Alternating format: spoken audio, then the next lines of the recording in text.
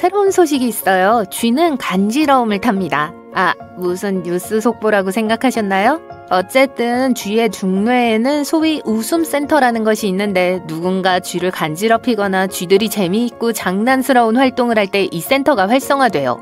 과학자들은 2016년 이 사실을 발견했는데 설치류의 배를 간지럽히자 낄낄거리는 소리를 냈다고 합니다. 벌새는 우리가 알고 있는 새 중 유일하게 뒤로 날 수 있는 새입니다. 벌새는 주로 꽃에서 멀어지고 싶을 때 후진을 합니다. 그리고 여기 뒤로 갈 수 없는 동물이 있습니다. 캥거루요. 캥거루는 뛰어다니며 먼 거리를 이동할 수 있지만 강한 뒷발과 큰 꼬리의 구조 때문에 뒤로 걷지 못해요. 일각고래는 일종의 바다 유니콘처럼 보이는 이상한 생명체입니다. 일각고래의 머리에 있는 뿔은 엄니가 아닙니다. 수컷 일각고래의 윗입술 사이로 튀어나온 거대한 이빨이에요. 이 이빨은 아마도 암컷을 유혹하는 도구 중 하나로 생각돼요. 플라밍고는 사실 분홍색이 아닙니다. 홍학은 회색으로 태어나지만 일생 동안 베타카로틴으로 알려진 붉은 주황색 색소가 함유된 해조류와 기타 먹이를 많이 먹어요. 이 색소가 분해되어 피부와 깃털에 축적되고 분홍색을 띠게 되죠. 하지만 이런 색을 유지하려면 그런 음식을 많이 먹어야 해요. 만약 우리 인간이 피부색을 바꾸고 싶다고 해도 핑크색, 심지어 주황색으로 변할 수 있을 만큼 베타카로틴이 풍부한 음식을 충분히 먹을 수는 없을 거예요. 나무늘보가 정말 느리다는 농담과 밈은 모두 사실입니다. 그러나 그들은 또한 매우 뛰어난 수영선수입니다. 물속에서는 육지보다 약 3, 4배 더 빠르게 움직이죠. 사람처럼 평형을 할 수 있고 평형은 이들에게 매우 중요한 기술인데 열대동물인 나무늘보는 정글에 주로 서식하며 정글은 종종 물에 잠기기 때문이에요. 호랑이는 고양이과 동물 중 가장 큰 동물입니다. 네, 사자보다 더 크죠. 그리고 어떤 호랑이도 같은 줄무늬를 가지고 있지 않아요. 호랑이의 털은 사실 위장술로 먹잇감에 눈에 띄지 않는 좋은 장소를 찾아야 할 때 유용하게 쓰입니다. 흥미롭게도 호랑이는 털뿐만 아니라 피부에도 줄무늬가 있어요. 호랑이 줄무늬는 지문처럼 독특해요. 다소 우스꽝스럽고 순진해 보이지만 오리너구리를 귀찮게 하지 않는 게 좋아요. 이 야생동물은 독을 가지고 있는 몇 안 되는 포유류종입니다. 오리너구리의 뒷발 끝에는 독을 방출할 수 있는 침이 있습니다. 생명에 위협이 될 만큼 강력하지는 않지만 쏘이면 매우 고통스럽고 부종 및 기타 문제를 일으킬 수 있죠. 무당벌레는 잠재적 포식자로부터 자신을 방어해야 할 때 무릎에서 피를 흘리기 시작해요. 무당벌레의 관절에서 나오는 피는 실제 피가 아니라 악취를 풍기는 특정 화학물질로 포식자를 쫓아내기 위한 거예요. 무당벌레는 동물의 세계에서 살아남는 데 도움이 되는 또 다른 메커니즘이 있는데 바로 고유한 색이에요. 포식자는 빨간색, 주황색, 검은색과 같은 밝은 색의 조합을 좋아하지 않는데 이는 이런 색을 가진 생물이 끔찍한 맛이 난다고 알고 있기 때문이에요. 수탉은 아침에 매우 시끄러울 수 있지만 자기 울음소리가 얼마나 큰지 듣지 못하기 때문에 청각장애가 생기지는 않습니다. 수탉을 안전하게 지켜주는 건 특수 내장형 소음 방지 플러그예요. 암탉도 청력 손실의 위험을 줄이는 동일한 시스템을 갖추고 있어요. 이러한 보호장치뿐만 아니라 달팽이관 유모세포가 손상되면 며칠 만에 다시 자랄 수 있습니다. 올빼미는 눈알이 없습니다. 대신 눈에 튜브와 비슷한 것이 있어요. 사람의 안구처럼 움직일 수 없기 때문에 올빼미의 목은 놀라울 정도로 유연합니다.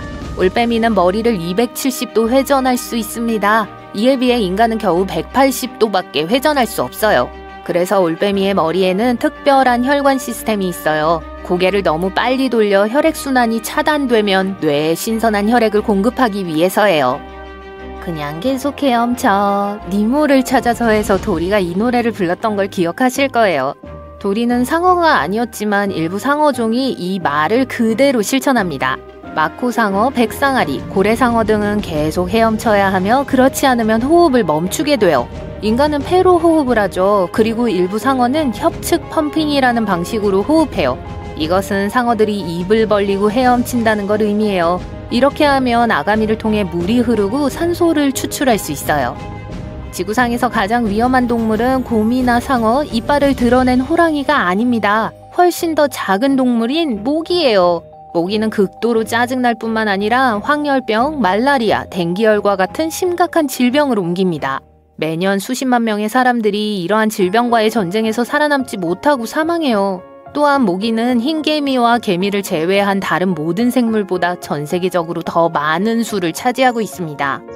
그리즐리곰은 볼링공도 부술 수 있을 정도로 무는 힘이 강력합니다. 그렇기 때문에 볼링장에는 출입 금지예요. 그럼에도 불구하고 그리즐리곰은 대식가가 아닙니다. 들소, 무스, 엘크 등 어떤 동물이든 먹이로 삼을 수 있을 만큼 힘이 세지만 과일, 견과류, 베리류, 심지어 기를 잃고 포식자의 입에 들어가는 불행한 작은 쥐도 먹어치우는 걸 좋아해요. 내륙 타이판은 지구상에서 가장 독이 강한 뱀입니다. 이 뱀은 서부 타이판으로도 알려져 있어요. 호주에 서식하죠. 한 번만 물려도 성인 100명 이상에게 치명상을 입힐 수 있는 독을 가지고 있어요. 또한 물린 부위를 바로 치료하지 않으면 30분 이내에 사망에 이를 수 있습니다. 이 뱀은 대부분 수줍음이 많고 혼자 있기를 좋아합니다. 하지만 다른 동물과 마찬가지로 위협을 느끼거나 자극을 받으면 공격해요. 얼음 밑에서 몇 달 동안 숨을 쉬며 살아갈 수 있는 거북이가 있습니다. 날씨가 추워지면 일부 동물은 안전한 장소를 찾지 못해요. 그러면 어디에서든 혹독한 겨울을 이겨내야 하죠. 꿀벌은 둥지에서 아늑하게 지내고 곰은 동굴에서 잠을 자지만 비단거북은 얼어붙은 연못에 머물러야 해요. 얼음으로 인해 공기에 대한 접근이 제한되기 때문에 물에서 직접 산소를 추출하고 등딱지를 통해 숨을 쉽니다. 그것 참 편리하겠네요. 까마귀가 엄청나게 똑똑한 동물이라는 것은 잘 알려져 있습니다. 까마귀는 문제 해결 능력이 뛰어날 뿐만 아니라 사회적 지능도 뛰어난 것으로 알려져 있어요. 까마귀는 자신의 감정뿐만 아니라 짝의 감정도 매우 잘 파악합니다. 무리의 까마귀 중 한 마리가 슬퍼하면 다른 까마귀도 우울해질 가능성이 높아요. 분위기 깨기의 선수죠. 특정 먹이를 싫어하고 매우 생생하게 표현하는 다른 새를 보면 까마귀는 자신의 먹이에 대한 흥미도 잃게 돼요. 딱총새우는 몸 길이가 2cm 정도로 아주 작지만 세계에서 가장 시끄러운 동물 중 하나예요. 먹이를 감지하며 몸 길이의 절반까지 자랄 수 있는 큰 집게발을 벌려 물을 들여보내요. 그런 다음 집게발을 매우 빠르게 닫으면서 시속 90km의 매우 강한 거품을 뿜어내죠. 이 거품은 새우가 잡으려는 먹이를 기절시키거나 심지어 죽일 수도 있어요. 그리고 거품이 터질 때 새우가 내는 소리는 예상보다 훨씬 더 큰 소음을 냅니다. 악어는 생각보다 훨씬 더 무서운 동물이에요. 말처럼 질주할 수 있기 때문이에요. 악어는 아마도 고양이처럼 작고 다리가 길며 시속 18km의 속도로 달릴 수 있었던 고대 조상으로부터 물려받은 것으로 추정돼요. 작은 악어는 무언가가 쫓아오면 질주할 수 있습니다. 하지만 카이만과 엘리게이터는 분명히 이런 기술을 사용할 필요가 없어요. 악어를 발견하면 질주할 가능성이 더 높은 건 바로 사람이죠.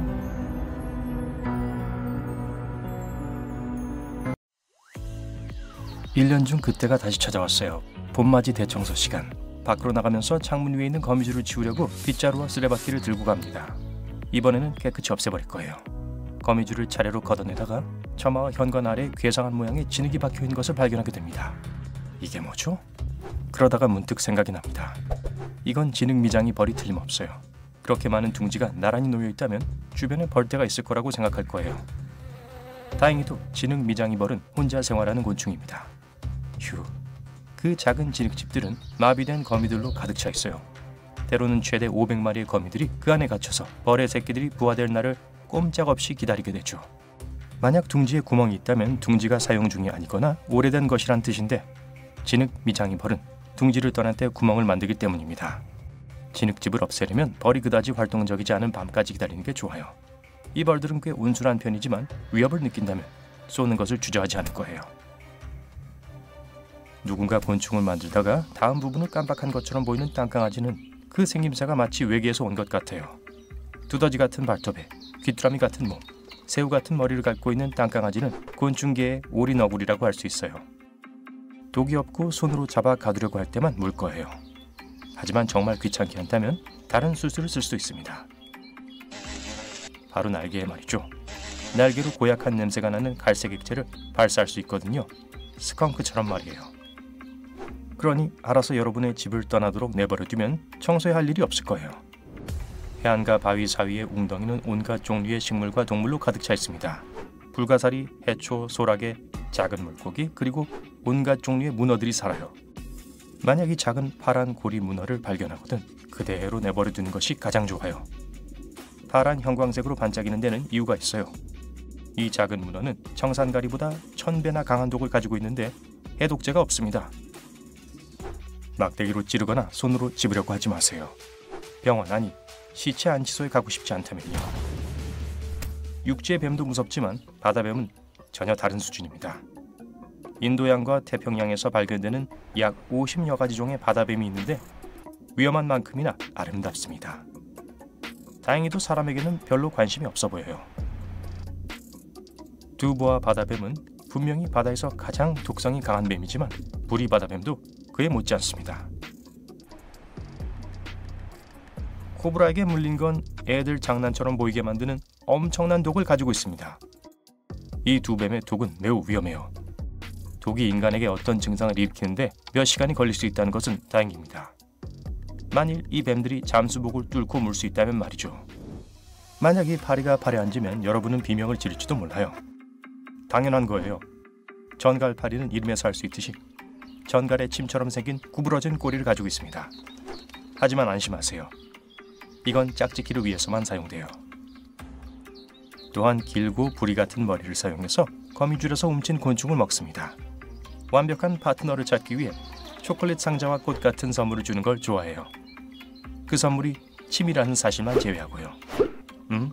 정말 낭만적이죠. 아프리카에 있을 때 주의를 기울이지 않으면 이 큰 새를 놓칠지도 모릅니다. 넓적부리 황새는 여러분이 바로 옆을 지나가도 무심코 가만히 서 있을 거예요. 키가 1.5m까지 자라고 날개 길이가 2.5m인 이 새는 최고의 포식자일 것 같지만 전혀 그렇지 않아요. 가장 느리게 움직이는 새 중 하나로 알려져 있고 거의 동상처럼 넓적부리 황새는 세상에 아무 걱정이 없는 듯 물 표면 근처에서 물고기를 잡아먹습니다. 이 새는 사람을 전혀 두려워하지 않아요. 먼저 다가와서 날씨 얘기를 하면 말을 걸진 않겠지만 사진을 찍을 수 있을 만큼 가까이 다가가게 해줄 거예요. 정원에 있는 동안 작은 찍찍거리는 소리를 듣는다면 쥐나 다람쥐일 수도 있고 아니면 코뿔소 딱정벌레가 여러분이 너무 가까이 있다고 경고하는 걸 수도 있어요. 방해를 받으면 소리를 내는 걸 좋아합니다. 머리 위에 거대한 무서운 뿔이 있어서 뿔로 자신을 방어할 수 있을 것처럼 보이지만 그건 불가능해요. 뿔은 단지 나뭇잎과 막대기를 밀어내고 다른 수컷들이 암컷 딱정벌레의 영역에 들어오는 것을 막기 위한 것이죠. 머리에 뿔 있는 것 말고도 이들은 엄청난 천하장사의 힘을 가지고 있는데 자기 몸무게의 850배를 들어올릴 수 있어요. 그건 여러분이나 제가 65톤을 들어올린 것과 같아요. 코끼리 11마리의 무게죠. 한번 해볼까요? 됐어요. 주로 중국에서 발견되는 이 작은 앞머리 사슴은 털뭉치 덕분에 귀엽게 보입니다. 하지만 뒤를 돌아보면 전혀 얘기가 달라집니다. 이런 흡혈귀 사슴인가요? 다행히도 이 동물은 여러분의 피를 맛보거나 망토를 걸치고 싶어 하지 않아요. 오직 수컷만이 짝짓기 계절 동안 자신의 영역과 암컷 사슴을 놓고 싸우기 위해 뿔 대신 이빨을 기릅니다. 이 송곳니는 날카로운 이빨이라기보단 코끼리 상아에 가깝습니다. 송곳니만 있는 게 아니라 겁을 먹으면 개처럼 짖고 고양이처럼 도망치는 것으로도 알려져 있어요. 밤의 붉은 하늘은 선원의 기쁨, 아침의 붉은 하늘은 선원을 위한 경고라는 말이 있습니다. 하지만 적조에 대해서 경고한 사람은 없었어요. 적조는 특히 심한 폭풍우가 지나간 후 해저에서 솟아오르는 유독성 조류 이상 현상입니다. 마치 물에 케첩이나 녹을 흘려놓은 것처럼 보이지만 적조는 주변의 생명체에게 훨씬 더 해롭습니다. 물고기와 해양생물들은 일단 물에서 독성 조류에 노출되면 탈출하려고 했을 거예요. 적조에 노출된다고 해서 사람들에게 특별히 해로운 건 아니지만 독소에 오염된 해산물을 먹는다면 상황은 조금 더 심각해질 수 있어요. 그러니 바다가 빨갛다면 그냥 물 밖으로 나가세요. 어떤 거미들은 위험하다는 걸 보여주기 위해 밝은 색을 뽐내는 걸 좋아합니다. 호주에 사는 깔때기 그물거미는 예외예요. 이 윤기나는 검은 거미는 강하다는 것을 증명하기 위해 소품이 필요하지 않습니다. 이 성질 나쁜 거미에 물리면 심각한 상황이 발생합니다. 30분 안에 우리 전체 신경계를 멈추게 할 수 있어요. 오래된 통나무, 신발, 심지어 정원 장식품과 같은 시설에 거미줄을 치는 깔때기 그물거미는 쉽게 먹이를 얻기 위해 사람들 가까이 사는 것을 좋아합니다. 한 곳에 실증이 나면 그저 거미줄을 그대로 두고 새로운 곳을 찾기 위해 떠돌아다닙니다. 완벽해요. 어떤 사람들은 벌꿀 오소리는 무관심해 보인다고 하는데 그 말이 맞을지도 몰라요. 제규어, 사자, 하이에나에 맞서 싸울 만큼 용감하다면 세상에 무서운 게 뭐가 있겠어요. 족제비의 거친 친척벌인 벌꿀 오소리는 사나울 뿐만 아니라 아주 똑똑해요. 우리에서 탈출하기 위해 도구를 사용하는 것으로도 알려져 있습니다. 갈퀴, 돌, 진흙과 같은 물체에 기어올라서 탈출하죠.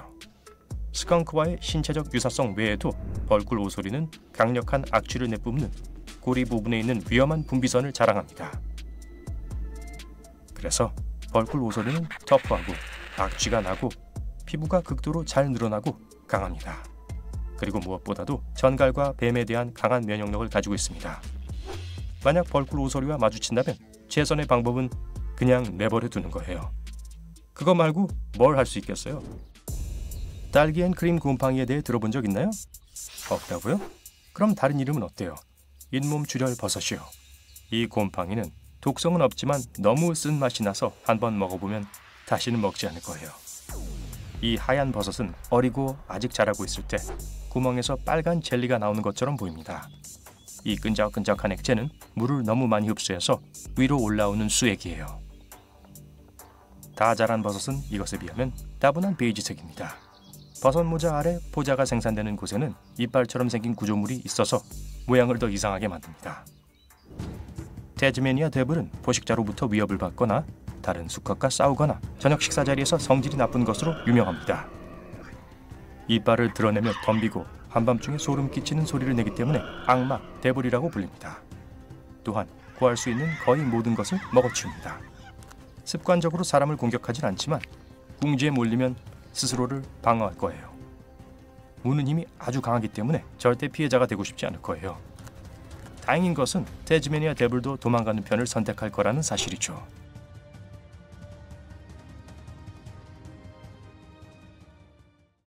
사자, 코끼리, 곰. 동물의 왕국에서 가장 아름다우면서도 위협적인 세 가지 동물입니다. 하지만 이 동물들이 두려워하는 건 뭘까요? 만약 그런 게 있다면 말이죠. 아마 깜짝 놀랄지도 몰라요. 함께 살펴봐요. 세계적으로 인정받는 정글의 왕 사자부터 시작해볼까요? 코끼리는 잠시 후에 알아보도록 할게요. 이 정글의 왕이 인간에게 가장 중요한 것 한 가지를 두려워한다는 주장을 들어본 적이 있을 거예요. 힌트를 드리죠. 지구 표면의 70%를 덮고 있는 물질이에요. 그게 사실일까요? 정말 사나운 사자가 물을 무서워할까요? 사실 이건 그저 속설에 지나지 않아요. 사자는 더위를 식힐 수 있기 때문에 물에 들어가는 걸 좋아해요. 사자가 살고 있는 곳의 기후를 생각해보면 이건 쉽게 이해가 됩니다. 사바나 기후의 온도 범위는 20도에서 30도예요. 우리 인간들도 날씨가 그렇게 무더울 땐 해변으로 향하죠. 그러면서 왜 사자는 다를 거라고 생각할까요? 특히 사자가 보통 127kg에서 190kg의 무게의 두꺼운 모피를 입고 있다는 점을 고려한다면 말이죠. 사자가 물을 무서워한다는 신화의 아이러니는 사실 사자가 뛰어난 수영선수라는 점이에요. 호랑이, 표범, 제규어, 오슬록과 같은 따뜻한 기후에 사는 다른 큰 고양이과 동물들도 마찬가지입니다. 무슨 일이 있어도 물을 피하려고 하는 건 추운 기후의 큰 고양이들입니다. 밥캣, 링크스, 눈표범과 같은 동물이죠. 눈표범은 고산 툰드라 생물군계 같은 추운 곳에 살아요. 바위가 많은 산악지대예요. 그곳의 온도는 평균 1도 정도까지 떨어집니다. 그래서 추운 날씨에 사는 큰 고양이들이 물을 싫어한다는 건 완전히 일리가 있어요. 털이 젖으면 따뜻하게 지낼 수가 없기 때문이죠. 사자는 물을 무서워한다는 신화가 어디에서 유래했는지 알아보기 위해 너무 멀리 볼 필요는 없어요. 지금 이 비디오를 보는 여러분 중에서 바로 그 이유가 컴퓨터 화면 근처에 얼쩡거리면서 말썽을 피우고 있을 가능성이 높아요. 맞아요. 우리는 집고양이의 특정한 행동 양상이 사자의 행동 양상과 일치할 거라고 성급한 결론을 내렸는지도 몰라요. 집고양이는 앞서 언급된 모든 큰 고양이들과 관련이 있기는 하지만 실제로 그 동물들로부터 직접 내려온 것은 아니에요. 대신 수백만 년 동안 오늘날에도 여전히 야생에 존재하는 한 마리의 야생 조상인 근동 살쾡이로부터 발전해 왔어요. 중동에는 물이 그다지 풍부하지 않기 때문에 이 고양이들은 물에 전혀 노출되지 않았습니다. 집고양이들처럼 물을 식량 공급원으로만 인식하죠. 여러분의 집고양이에게서 볼 수 있듯이 고양이는 일반적으로 목욕이나 수영을 하지 않고 물을 거의 상대하지 않아요. 운이 좋게도 그럴 필요가 없어요.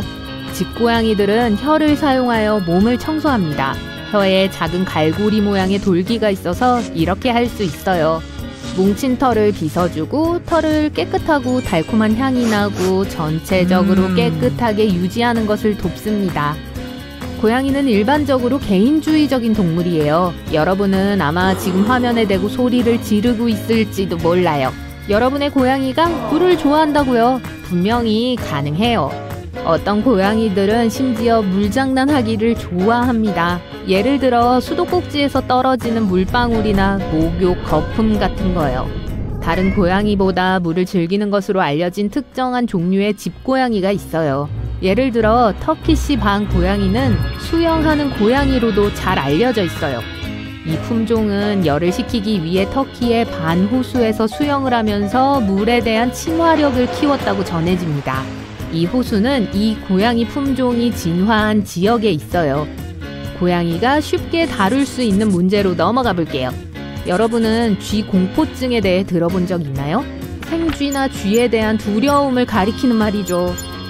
아름다운 코끼리가 이런 공포증을 가지고 있다는 흔한 속설이 있어요. 그래요. 종에 따라 키가 약 3m이고 무게가 4,000kg이 넘는 동물 말이에요. 이런 코끼리가 길이 10cm에 무게가 0.5kg도 안 되는 동물을 무서워한다고요? 하지만 왜 그런 믿음이 생겼을까요? 그 이유는 코끼리가 쥐가 코 안으로 기어 들어갈까봐 두려워한다는 소문에 기초하고 있어요. 만약 쥐가 그 안으로 기어 들어간다면 코를 자극하고 막히게 할 가능성이 있겠죠. 실망시키고 싶지는 않지만 이런 소문 또한 사실이 아니에요. 연구원들은 코끼리가 쥐를 무서워한다는 구체적인 증거가 없다고 주장합니다. 이 거대한 동물이 때때로 이 작은 설치류의 갑작스러운 출현에 겁을 먹을 수도 있다는 건 인정해요. 하지만 그건 누구나 마찬가지일 거예요. 전문가들은 또한 쥐가 코끼리의 코 안에 들어가더라도 코끼리는 쉽게 공기를 내뿜어 쥐를 꺼낼 수 있다고 주장합니다. 또한 대부분의 경우 코끼리는 쥐 때문에 방해받지 않고 심지어 쥐가 머리와 코로 기어오르게 둔다는 증거도 있어요. 연구원들은 건강한 코끼리의 경우 단순히 그 크기 때문에 두려워하는 다른 동물은 없다고 확신해요. 그래서 사자는 물을 두려워하지 않고 코끼리는 쥐를 무서워하지 않습니다. 그렇다면 동물이 두려워하는 다른 동물에 관한 소문은 모두 사실이 아닐까요? 곰이 정말로 무서워하는 동물이 있는가를 알아보면 역시 실망하게 될 거예요. 자, 신사숙녀 여러분, 다름 아닌 인간의 가장 친한 친구에게 박수를 부탁드립니다. 맞아요. 곰은 개 주변에서 불편함을 느껴요. 곰과 개는 아주 먼 유전적 관련성이 있음에도 불구하고요. 이 두 동물이 마주칠 때 개는 곰을 쫓고 위협하고 코너에 몰고 괴롭힐 수 있는 능력을 가지고 있어요. 그래서 강력한 곰은 개와 마주치는 것을 아예 피하려고 할 거예요. 심지어 카렐리안 베어독이라는 핀란드 견종도 있어요. 이 종은 특히 곰과 같은 큰 동물에 맞서는데 사용됩니다. 이 개는 방향 감각, 몸의 유연성과 통제력, 용기, 후각, 끈기가 뛰어나요. 그렇다면 이 개와 함께라면 곰이 출몰하는 지역을 걸으면서도 충실한 친구가 있기 때문에 절대적으로 안심하고 자신감을 느껴도 된다는 뜻일까요? 사실 그렇지 않아요. 곰이 개 주변에서 긴장할 수 있다는 건 사실이지만 곰의 크기와 힘을 간과해서는 안 돼요. 미국 흑곰은 거의 2m 높이에 300kg까지 나갈 수 있습니다. 만약 어미곰이 도망갈 곳이 없거나 아기곰이 위험할 수도 있다고 느낀다면 맹렬히 달려들 가능성이 매우 높습니다. 이건 여러분과 개 모두에게 큰 문제를 의미할 뿐이에요. 그러니까 아무도 이 이론을 시험해보지 말아야 해요. 대신 만약 개와 함께 잘 모르는 지역을 방문할 생각이라면 먼저 미리 계획을 세우고 그곳에서 마주칠지도 모르는 야생생물에 대해 알아봐야 합니다. 왜냐하면 곰이 여러분과 개를 발견했을 때 무슨 짓을 할지 전혀 알 수 없기 때문이에요. 특히 곰의 가벼운 개 공포증을 고려한다면 말이죠. 적어도 동물의 왕국에서 가장 강한 새 동물 중에서 다른 동물에 대한 약간의 두려움을 가지고 있는 동물이 있다는 걸 발견했어요. 우리 집에서 너무나 많은 사람들에게 기쁨과 편안함을 주는 개라는 동물이 필요할 경우 곰을 상대할 만큼 충분히 용감하다는 사실이 흥미롭네요. 모든 영웅이 망토를 입는 건 아니에요. 어떤 영웅은 단지 털과 개 목걸이를 착용해요. 그렇다면 우리의 위대한 동반자가 무엇을 두려워하는지 살펴보는 건 어떨까요? 개가 큰 소리를 들을 때 왜 불편해하는지 궁금해 본 적이 있으신가요? 두려움의 정도는 개마다 다릅니다. 하지만 개를 불편하게 만드는 것은 천둥, 번개, 불꽃놀이의 요란한 소리에 대한 예측 불가능성이에요. 무엇이 그런 귀청을 찢는 소리를 유발하는지를 이해할 수 없기 때문에 개가 벌벌 떨고 다리 사이에 꼬리를 집어넣고 심지어 집에서 도망치게 할 수도 있는 거예요. 우리의 충성스러운 개를 정말로 두렵게 하는 또 한 가지는 개를 혼자 내버려 둘 때입니다. 안타깝게도 이 공포의 흔한 증상은 지나치게 짖는 소리이기 때문에 이웃들에게는 악몽이 될 수 있어요. 이 두려움은 또한 집안에서 문제를 일으킬 수도 있습니다. 왜 개가 소파를 씹었을까 자문해 본 적이 있나요? 배변 사고는 개가 분리불안을 가지고 있을 때 나타나는 전형적인 증상이에요. 하지만 개에게 오랫동안 화를 낼 수는 없어요. 그렇죠? 곰과 마주쳤을 때 여러분을 지켜줄 테니까요. 동물은 세상을 우리와 다르게 본다는 사실 알고 있었나요? 비둘기는 실제로 인간보다 더 나은 시력을 가지고 있어요. 신기하죠? 그럼 동물의 눈으로 세상을 바라보면 어떨까요? 뱀부터 시작할게요. 뱀은 세상을 보는 방식이 우리와 완전히 달라요. 뱀의 주둥이에는 적외선에 민감한 특수 수용체가 있어요. 이를 통해 온혈 포유류의 복사열을 볼 수 있죠. 이제 소에 대해 알아볼게요. 이 덩치 큰 동물은 사람처럼 색을 잘 보지 못해요. 소는 망막에 필요한 수용체가 없기 때문에 붉은색을 볼 수 없어요. 따라서 파란색과 녹색의 변형된 색만 인식할 수 있어요. 또한 누군가 뒤에서 다가오는 걸 좋아하지 않아요. 파노라마에 가까운 시야를 가지고 있는데 유일하게 볼 수 없는 영역이 바로 뒤쪽이죠. 따라서 소에게 몰래 다가갈 때는 반드시 미리 주의를 줘야 해요. 말은 눈의 위치 때문에 얼굴 바로 앞에 사각지대가 있어요. 즉 바로 앞에 있는 사물을 볼 수 없다는 뜻이죠. 또한 사람만큼 많은 색을 보지 못해요. 소와 마찬가지로 그들의 세계는 대부분 녹색, 노란색, 파란색으로 이루어져 있어요. 불쌍한 녀석들. 물고기의 눈은 자외선 수용체, 그리고 사람보다 더 구형인 수정체를 가지고 있어요. 덕분에 거의 360도 시야를 확보할 수 있죠. 색의 경우 인간과 같은 색을 모두 볼 수 있지만 수중에서는 빛이 다르게 작용하기 때문에 빨간색과 그 음영을 구분하는 데 어려움을 겪어요. 심해 물고기는 어둠 속에서도 쉽게 볼 수 있어요. 반면 상어는 색을 전혀 구분하지 못하지만 우리보다 물속에서 훨씬 더 선명하게 볼 수 있어요.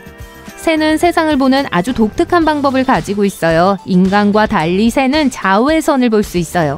이를 통해 같은 종의 수컷과 암컷을 구별할 수 있을 뿐만 아니라 주변 환경을 더 잘 탐색할 수 있죠. 또한 새들은 집중력이 매우 뛰어나요. 예를 들어 매와 독수리는 들판의 작은 쥐 한 마리에 최대 1km 거리까지 초점을 맞출 수 있어요. 비둘기는 모든 작은 세부 사항을 볼 수 있으니까 포장 도로의 균열을 찾을 일이 생기면 비둘기에게 물어보세요. 비둘기는 340도의 시야를 가지고 있고 일반적으로 시력이 사람보다 2배나 좋은 것으로 알려져 있어요. 비둘기가 정말 부럽네요. 곤충도 이상한 시각 패턴을 가지고 있어요. 예를 들어 파리는 수천 개의 작은 눈 수용체가 함께 작동해서 주변에서 일어나는 일을 크게 볼 수 있어요. 게다가 모든 것을 슬로우 모션으로 볼 수 있어요. 또한 자외선도 볼 수 있어서 의사소통에 도움이 돼요. 그리고 꿀벌들도 나름의 문제가 있어요. 벌들은 빨간색이 무엇인지 구분할 수 없어요. 벌에게는 진한 파란색으로 보이죠. 얼마나 엉망일까요?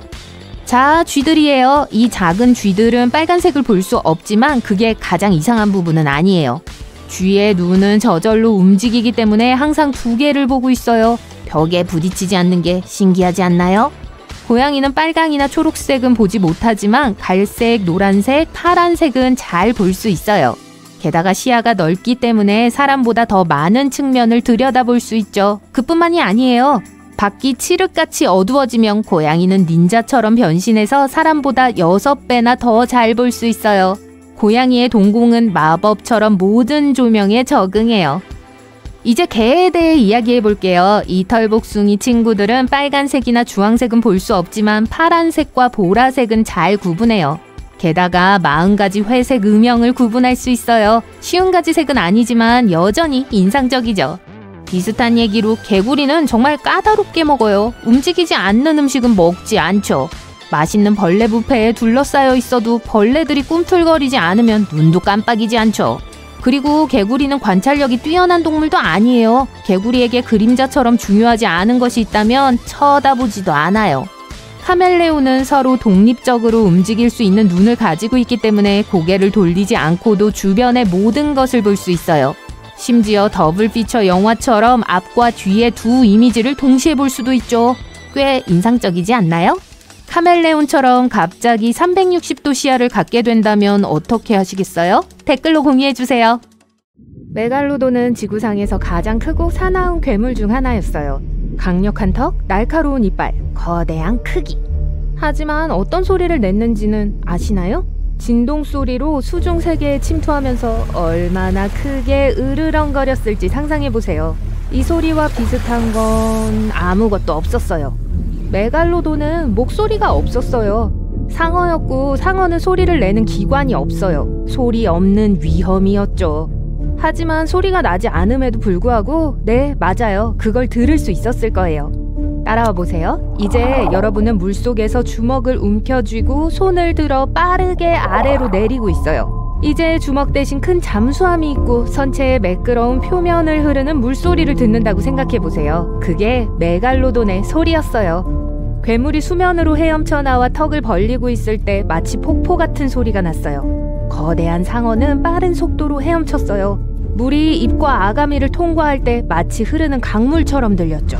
빠르고 강한 강이요. 메갈로돈은 목소리는 없었고 흐르는 물에 무서운 소리만 냈죠. 다른 고대 물고기들은 소리를 낼 수 있었지만 거의 들리지 않았을 거예요. 고래, 돌고래, 그리고 그들의 먼 조상들은 포유동물이기 때문에 포함시키지 않았어요. 물고기는 인간 귀에는 들리지 않는 주파수로 의사소통을 해요. 아직도 이 능력을 갖고 있죠. 하지만 대부분 바다는 예전에도 그랬고 지금도 꽤 조용한 곳이에요. 그래서 고대 땅으로 가서 그곳의 소리가 어땠는지 확인해 봅시다. 현대 기술 덕분에 과학자들은 많은 고대 동물들의 소리를 분석할 수 있었어요. CT 스캔을 사용해 몇몇 공룡들의 두개골에 작은 열린 주머니가 있는 복잡한 시스템이 있었던 걸 알게 됐어요. 이 공룡들은 다양한 소리를 재생하고 체온을 조절하기 위해 이 구불구불한 두개골 미로를 사용했어요. 그리고 사람들은 그 소리를 들을 수 있었어요. 7,900에서 1억 4,500만 년 전에 살았던 고대 새인 베가비스는 오리나 거위 같은 농장의 새들과 비슷한 소리를 냈어요. 하지만 이 고대 생명체는 아마도 더 무서운 방법으로 소리를 질렀을 거예요. 과학자들은 2016년 남극에서 발견한 울대 화석 덕분에 이 사실을 알게 되었죠. 이것은 세계에서 가장 오래된 발성기관으로 알려져 있어요. 이건 베가비스가 울대의 왼쪽과 오른쪽에서 나오는 두 번의 웅웅거리는 소리를 내는 걸 도와주었어요. 오리와 거위가 비명을 지른다고 상상해보세요. 그 볼륨을 여러 번 높여봐요. 아마도 이들의 먼 조상들이 그런 소리를 냈을 거예요. 익룡과 같이 다른 날아다니는 파충류들은 울대가 없었기 때문에 베가비스처럼 소리 지를 수 없었어요. 이 날개 달린 괴물들은 으르렁거리고 쉬거리고 부리를 딱딱거릴 수 있었어요. 그리고 그게 그들의 가장 효과적인 소리였죠. 키 큰 농구선수 아무나 생각해보세요. 익룡의 두개골은 그들의 키보다 약간 더 길었어요. 공룡이 강력한 부리를 딱딱거릴 때 어떤 소리를 냈을지 상상해보세요. 그 딱딱거리는 소리는 귀를 멀게 하고 근처에 있는 다른 고대 생물들을 놀라게 할 수 있어요. 영화 덕분에 여러분은 티라노사우루스가 어떤 소리를 내는지 알 거예요. 수천 개의 다른 것들 중에서 여러분은 전기톱, 진공청소기, 그리고 경적과 비슷한 이 긴 포효를 인식할 수 있을 겁니다. 그리고 솔직히 이 포효는 이 괴물이 낼 수 있는 자연스러운 소리와 많은 공통점이 있어요. 현대 기술과 잘 보존된 유골 덕분에 과학자들은 이 고대 동물들의 목소리를 모방해서 만들 수 있었어요. 티라노사우루스에 대한 데이터를 프로그램에 업로드하고 위협적인 굉음을 들을 준비를 하고 있는 걸 상상해보세요. 재생을 누르는데 삐삐거리는 소리가 나요. 티라노사우루스 렉스의 소리는 포유류가 아닌 새와 비슷했어요. 하지만 그건 그냥 삐삐거리는 건 아니었어요. 소리 지르기 위해 입이 아니라 콧구멍을 사용했죠. 웅웅거리는 소리는 가슴에서 들려왔고 낮은 저음의 사이렌 소리와 비슷했어요. 어쩌면 우리가 영화에서 봤던 것보다 훨씬 더 위협적으로 들렸을지도 몰라요. 교향악단의 모든 트럼펫 소리보다 소리가 더 컸어요. 그리고 그걸 코만으로 한 게 아니에요. 입을 통해 으르렁거릴 수 있었는지는 확실치 않아요. 또 여러분은 영화에서 목이 긴 공룡의 소리를 들었을 거예요. 그들의 울음소리는 코끼리와 비슷하죠. 색소폰과 자동차 경적 소리 중간 정도예요. 하지만 사실 이 키 큰 생물들은 속삭였어요.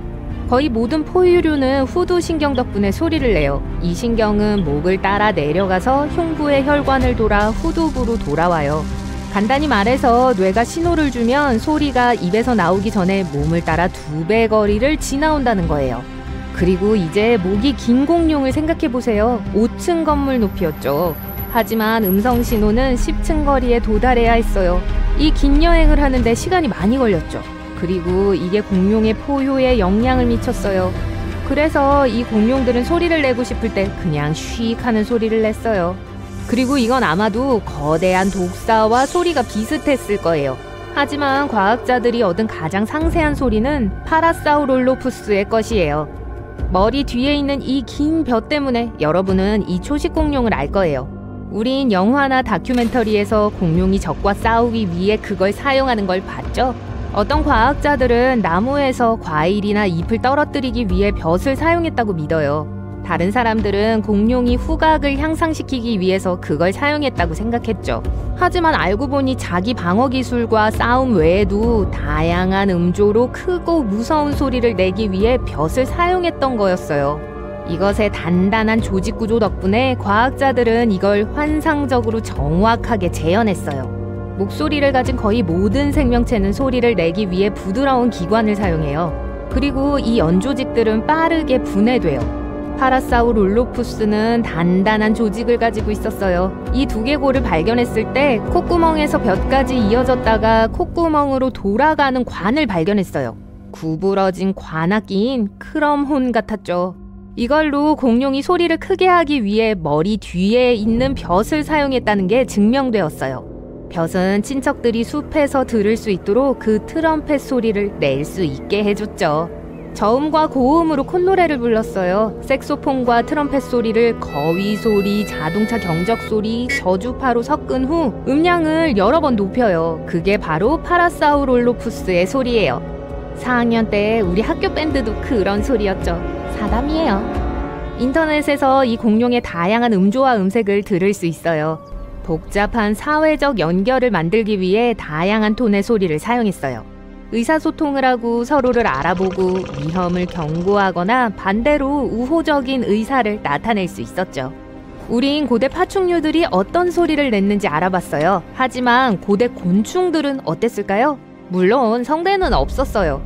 대신 신체 부위 마찰을 사용했죠. 현대의 귀뚜라미가 날개로 귀뚤거리는 걸 보세요. 한쪽 날개에 아주 작은 톱날 같은 게 있어요. 두 번째는 조정관 같은 모양을 하고 있어요. 간단한 플라스틱 빗을 들고 손가락 끝으로 그 빗살을 문질러 보세요.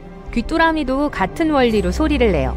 날개는 진동에 일련의 음파를 공중으로 방출하죠. 하지만 고대 관목 귀뚜라미의 귀뚤거리는 소리는 훨씬 더 시끄러웠기 때문에 현대의 곤충들과는 아주 달랐어요.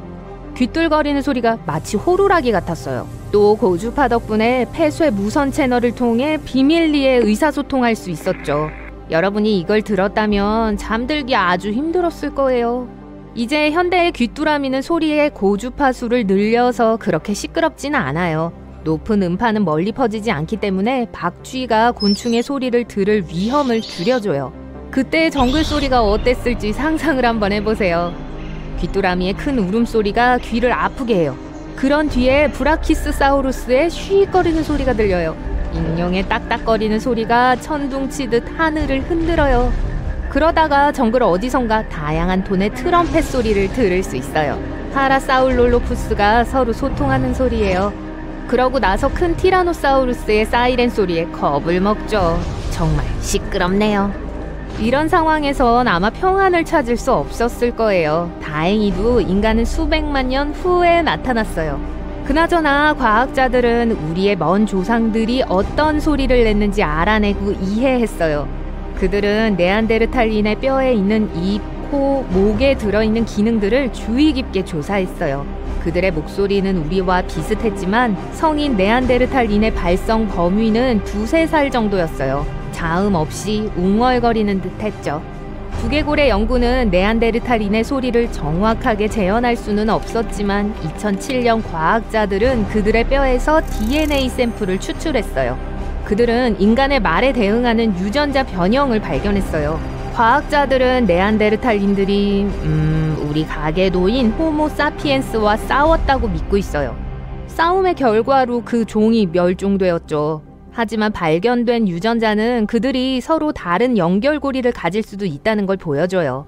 아마도 네안데르탈인들이 자신들의 언어를 이해하고 심지어 몇몇 단어들을 발음할 줄 알았을지도 몰라요. 자, 바다에서 스쿠버 다이빙을 하면서 산호와 형형색색의 물고기들이 지나가는 것을 보고 있다고 상상해보세요. 갑자기 거대한 그림자가 머리 위에 나타납니다. 위를 올려다보자 거대한 생명체가 다가오는 게 보여요. 그 입속은 끝도 없는 심연 같습니다. 진정하세요. 가만히 있으면 괜찮을 거예요. 이 거대한 생명체는 돌묵상어입니다. 가장 무섭게 생긴 바다 괴물 중 하나지만 해를 끼치지 않습니다. 돌묵상어는 다른 수염고래와 마찬가지로 여과 섭식자입니다. 큰 입을 벌려서 플랑크톤을 삼키고 이빨도 없어요. 중앙아메리카 정글에서의 늦은 밤입니다. 야생에서 새를 보기 위해 밖으로 나왔는데 날개가 펄럭이는 소리가 들립니다. 신이 나서 야간 2시경으로 열심히 들여다보자 끔찍한 악몽에서 나올 법한 얼굴이 보입니다. 소리 지르지 마세요. 그러면 겁먹고 도망갈 거예요. 완전히 무해한 주름진 얼굴의 이 박쥐는 사람에게 관심이 없습니다. 이들은 과일 박쥐인데 얼굴의 주름은 과일 조각과 즙을 모아서 나중에 간식으로 먹게 해주죠. 그런데 이 박쥐의 라틴어 이름인 센투리오 세넥스는 100세 먹은 노인의 얼굴을 닮았다고 해서 붙여졌습니다. 네팔 국립공원을 걷던 중 근처의 강에서 얼굴을 씻으려고 했다가 공포에 질려 얼어붙었어요. 악어가 몇 미터 앞에서 여러분을 똑바로 쳐다보고 있네요. 물 위로 주둥이를 내미는 모습을 보고 여러분은 안도의 숨을 쉽니다. 이건 가비알 악어입니다. 이 파충류의 길고 좁은 주둥이는 물고기를 효율적으로 잡을 수 있게 해주지만 동시에 다른 먹이를 사냥할 수 없게 만듭니다. 비록 육식동물이긴 하지만 가비알은 수줍음이 많아서 인간을 보면 슬그머니 사라질 거예요. 현재 전 세계적으로 이 악어는 1000마리도 되지 않습니다. 그러니까 그냥 내버려 두세요. 특히 암컷 악어라면요. 뒷마당에 정원을 파다가 삽 위에서 뭔가 움직이는 것을 보게 됩니다. 자세히 보고 공포에 질려 삽을 떨어뜨립니다. 나쁜 외계인처럼 보이는 작은 생명체가 땅속의 굴을 향해 돌진하고 있어요. 걱정 마세요. 그냥 별코 두더지예요. 이 생물은 안에서 무언가 폭발한 것처럼 보이는 특이한 주둥이를 가지고 있습니다. 눈은 작고 약하기 때문에 코에 있는 별이 돌아다니며 먹이를 찾는 것을 많이 도와줍니다. 코는 항상 움직이면서 덩굴 같은 줄기가 마치 작은 손가락인 것처럼 접촉하는 모든 것을 만집니다. 아, 또 바다에서 수영을 하는군요. 오른쪽을 보세요. 진짜 이빨 상어가 여러분을 향해 달려오고 있어요. 괜찮아요. 당황하지 마세요. 그냥 모래뱀상어예요. 모래상어도 아니고 뱀상어도 아닌 바닷속에서 천천히 헤엄쳐 다니고 가끔 먹이를 쫓으며 물고기 잡아먹는 연약한 상어입니다. 인간을 공격했다는 보고는 없었지만 그래도 날카로운 이빨이 줄지어 있어요. 혹시 모르니까 만지려고 하지 마세요. 얌전해 보일지 모르지만 그래도 물리고 싶진 않을 거예요. 그렇죠? 자, 바다에서 사막으로 갑니다. 여러분은 호주에 있고 물을 갈망하고 있어요. 물이 나올 만한 지점에서 땅을 파기 시작하다가 온통 가시로 뒤덮인 지하세계에서 온 것 같은 생명체를 발견하게 됩니다. 여러분을 의심스러운 눈으로 쳐다보더니 미끄러져 사라지네요. 그건 가시도마뱀이에요. 무시무시한 이름에도 불구하고 이 도마뱀은 인간에게 무해합니다. 도마뱀의 피부에 있는 뿔처럼 생긴 돌기는 포식자와 맹금류로부터 보호를 위한 것입니다. 가시는 딱딱하지만 만지지 않는 한 괜찮아요. 자, 만약 거미 공포증이 있다면 진정하기 힘들겠지만 북아메리카와 남아메리카뿐만 아니라 아시아와 아프리카에서 만날 수 있는 꼬리 없는 채찍 정갈은 여러분을 더 무서워할 거예요. 기억하세요? 이 악몽 같은 생물은 독침이 없고 위협을 받아도 물지 않습니다. 이 동물이 할 수 있는 최악의 공격은 만일 궁지에 몰아넣는다면 말이죠. 그러지 않는 게 좋아요. 앞다리로 손가락을 찔러서 작은 구멍 자국을 남기는 거예요. 많은 사람들이 이 전갈을 애완용으로 기르기도 하는데 주인에게 꽤 다정하다고 합니다. 네, 그렇다네요. 만약 털이 없고 큰 이빨이 있는 동물이 여러분을 훔쳐보고 있는 굴을 발견한다면 그냥 신경 쓰지 말고 내버려 두세요. 벌거숭이 두더지는 설치류 세계의 스핑크스 고양이에요. 두더지쥐에 가까운 친척이지만 털이 없을 뿐이죠. 나름대로 흥미로운 동물입니다. 전적으로 지하에서만 생활하기 때문에 거의 냉혈 동물이지만 외부 온도에 적응할 수 있습니다. 늘어지고 주름진 피부는 전혀 통증을 느끼지 않기 때문에 벌거숭이 두더지는 가시나 날카로운 이빨 같은 건 겁내지 않아요. 이번에는 다시 밀림에서 길을 잃었습니다. 마다가스카예요. 참 운도 없네요.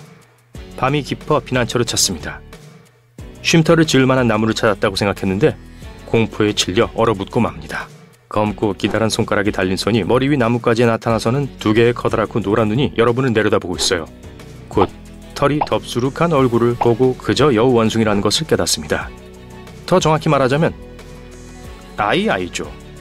마다가스카르 토착 동물로 야행성이기 때문에 직접 볼 수 있다는 건 행운이에요. 아이는 열대우림에서 딱따구리의 역할을 합니다. 나무 기둥을 두드려서 벌레를 찾고 길고 주름진 손가락을 나무 속으로 집어넣습니다. 자꾸 놀라는 것에 지쳐서 집으로 가는 길을 찾지만 공포는 아직 끝나지 않았어요. 길 위에 큰 붉고 흰색의 뱀이 있네요. 쉬쉬 소리를 내면서 여러분이 움직이기를 기다리고 있어요. 산호뱀이에요. 정말 위험한 독사죠. 걸음을 멈추고 뱀이 마침내 미끄러져 가는 것을 보고서야 사실은 우유뱀이었다는 걸 알게 됩니다. 우유뱀은 포식자로부터 자신을 보호하기 위해 종종 독사를 흉내냅니다. 하지만 뱀 전문가가 아니라면 항상 멀리하는 것이 상책입니다. 자, 이 생명체는 악몽의 주인공처럼 보여요. 거대 아프리카 노래기예요.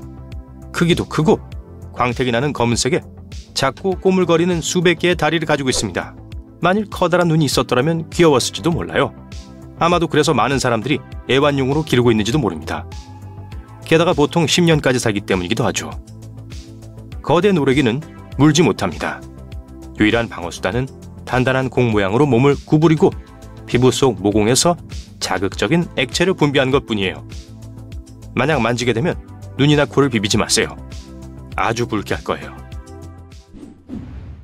골리앗 버드이터는 또 하나의 인기 애완동물입니다. 생긴 건 징그럽지만 인간에게는 위험하지 않아요.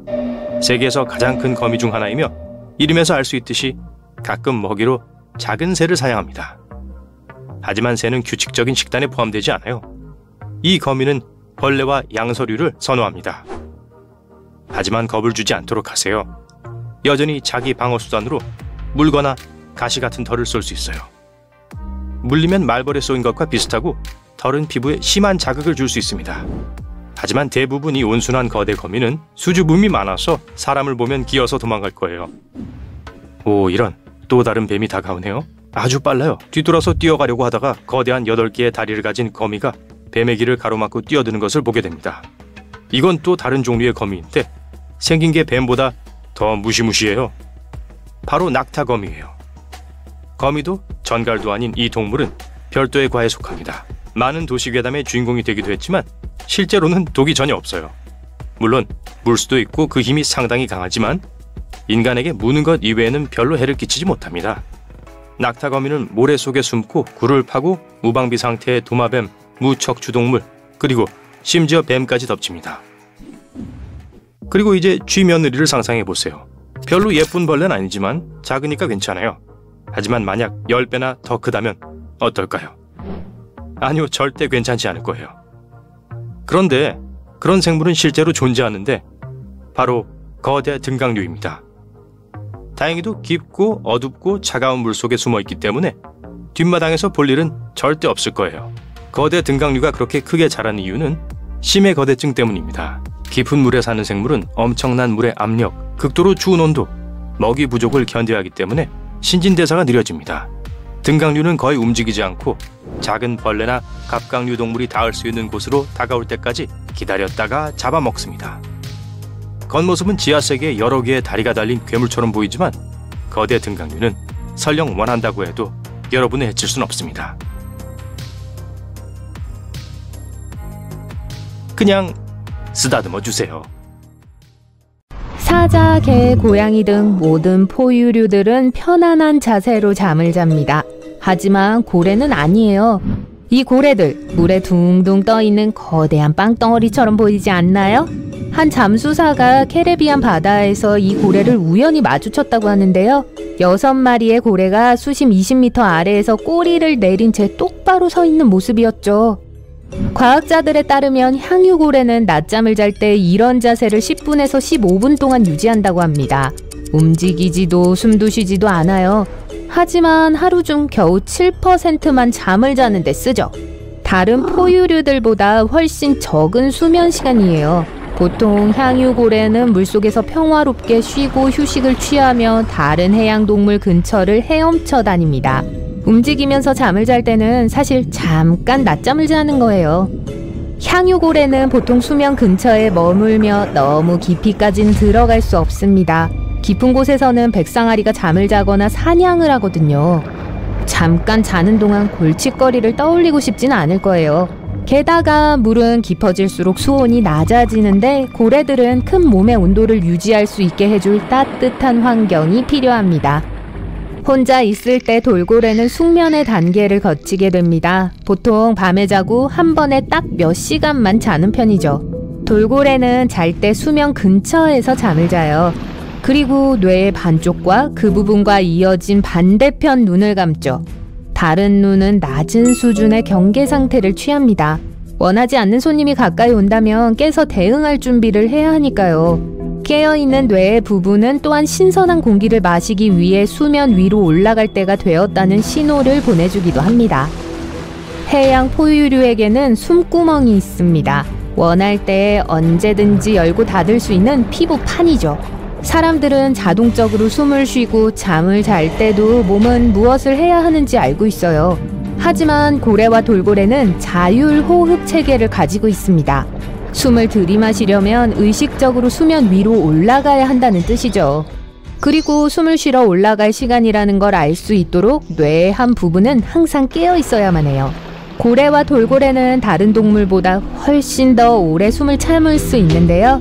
또한 이산화탄소에도 내성이 더 높고 한 번에 많은 양의 공기를 마실 수 있습니다. 적혈구에도 산소를 더 많이 저장할 수 있고요.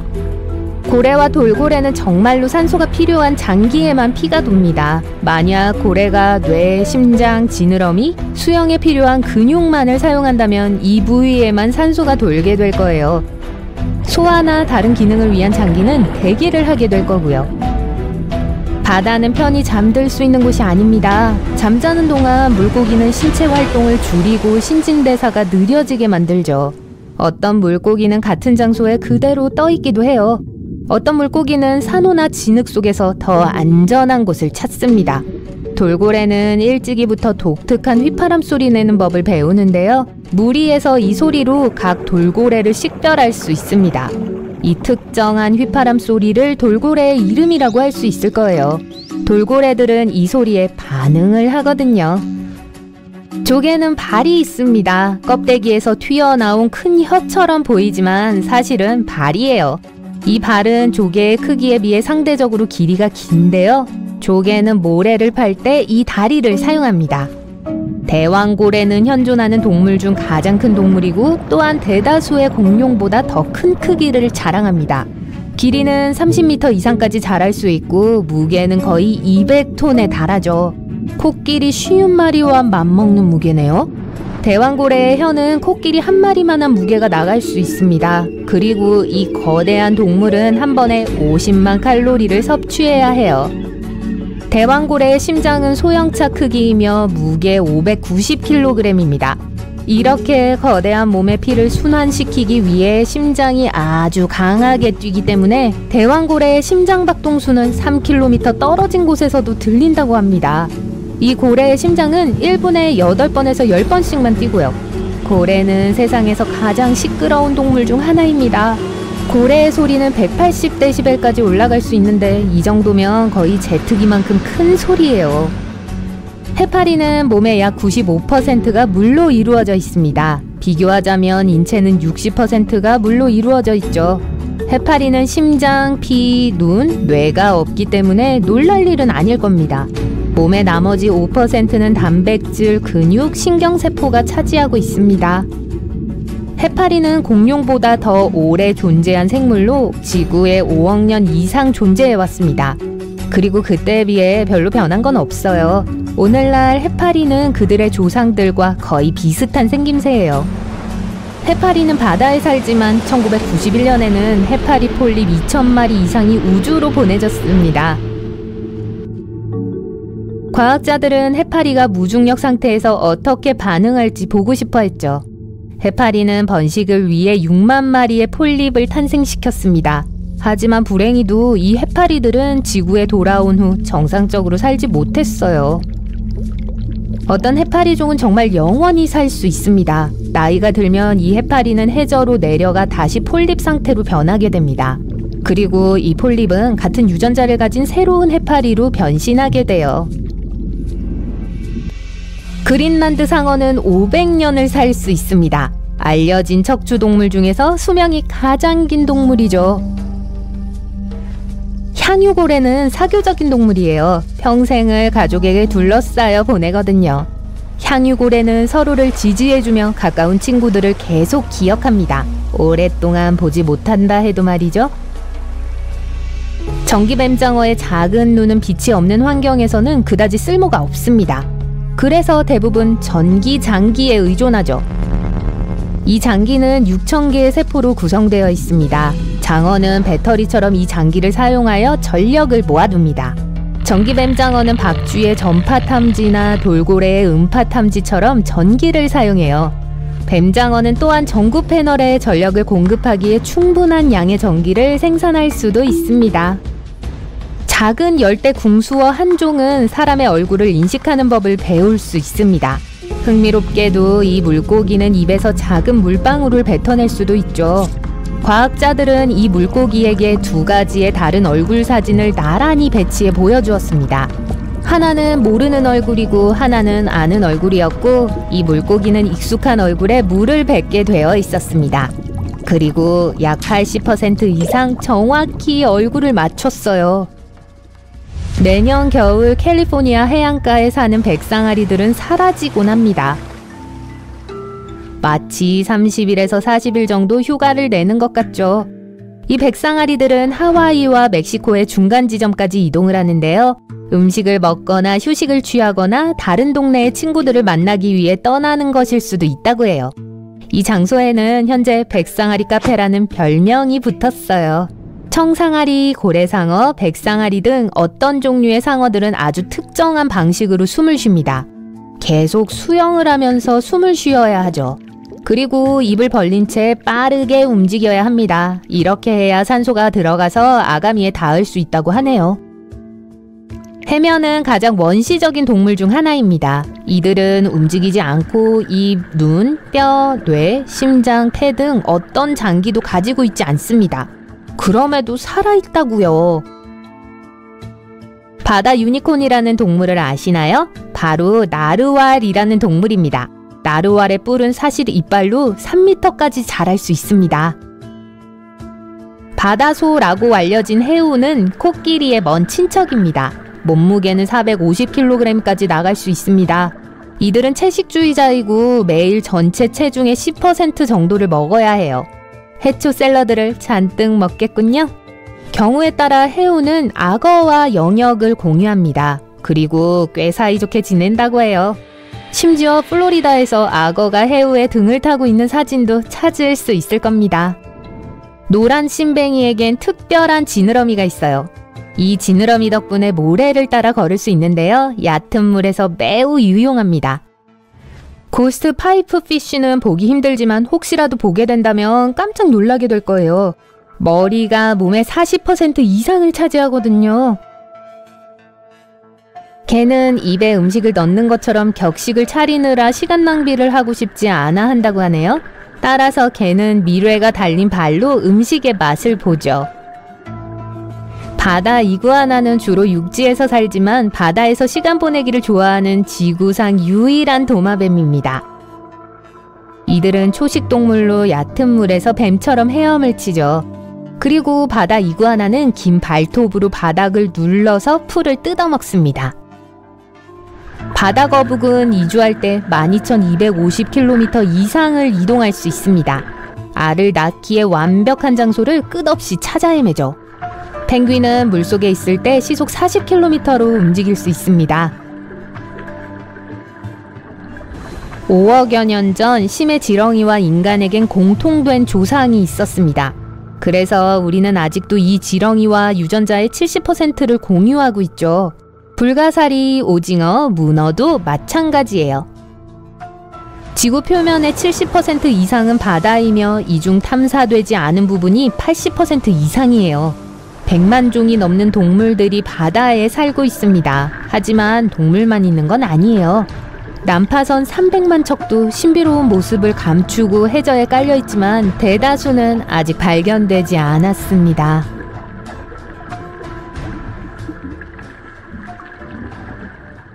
나무늘보는 돌고래보다 더 오래 숨을 참을 수 있어요. 네, 놀랍지만 사실이에요. 심박수를 아주 늦춰서 수면 아래에서 40분까지 있을 수 있어요. 물고기와는 달리 돌고래와 고래는 수생 포유류로 물속에서 숨을 쉴 수 없어요. 호흡에 있어서는 물고기보단 우리와 더 비슷하죠. 둘 다 폐가 있고 우리가 분수공이라고 알고 있는 것을 통해 공기를 호흡해요. 수면 아래에 있을 때 다시 공기를 마시러 올라올 때까지 숨을 참아요. 돌고래는 물속에서 10분 동안 있을 수 있어요.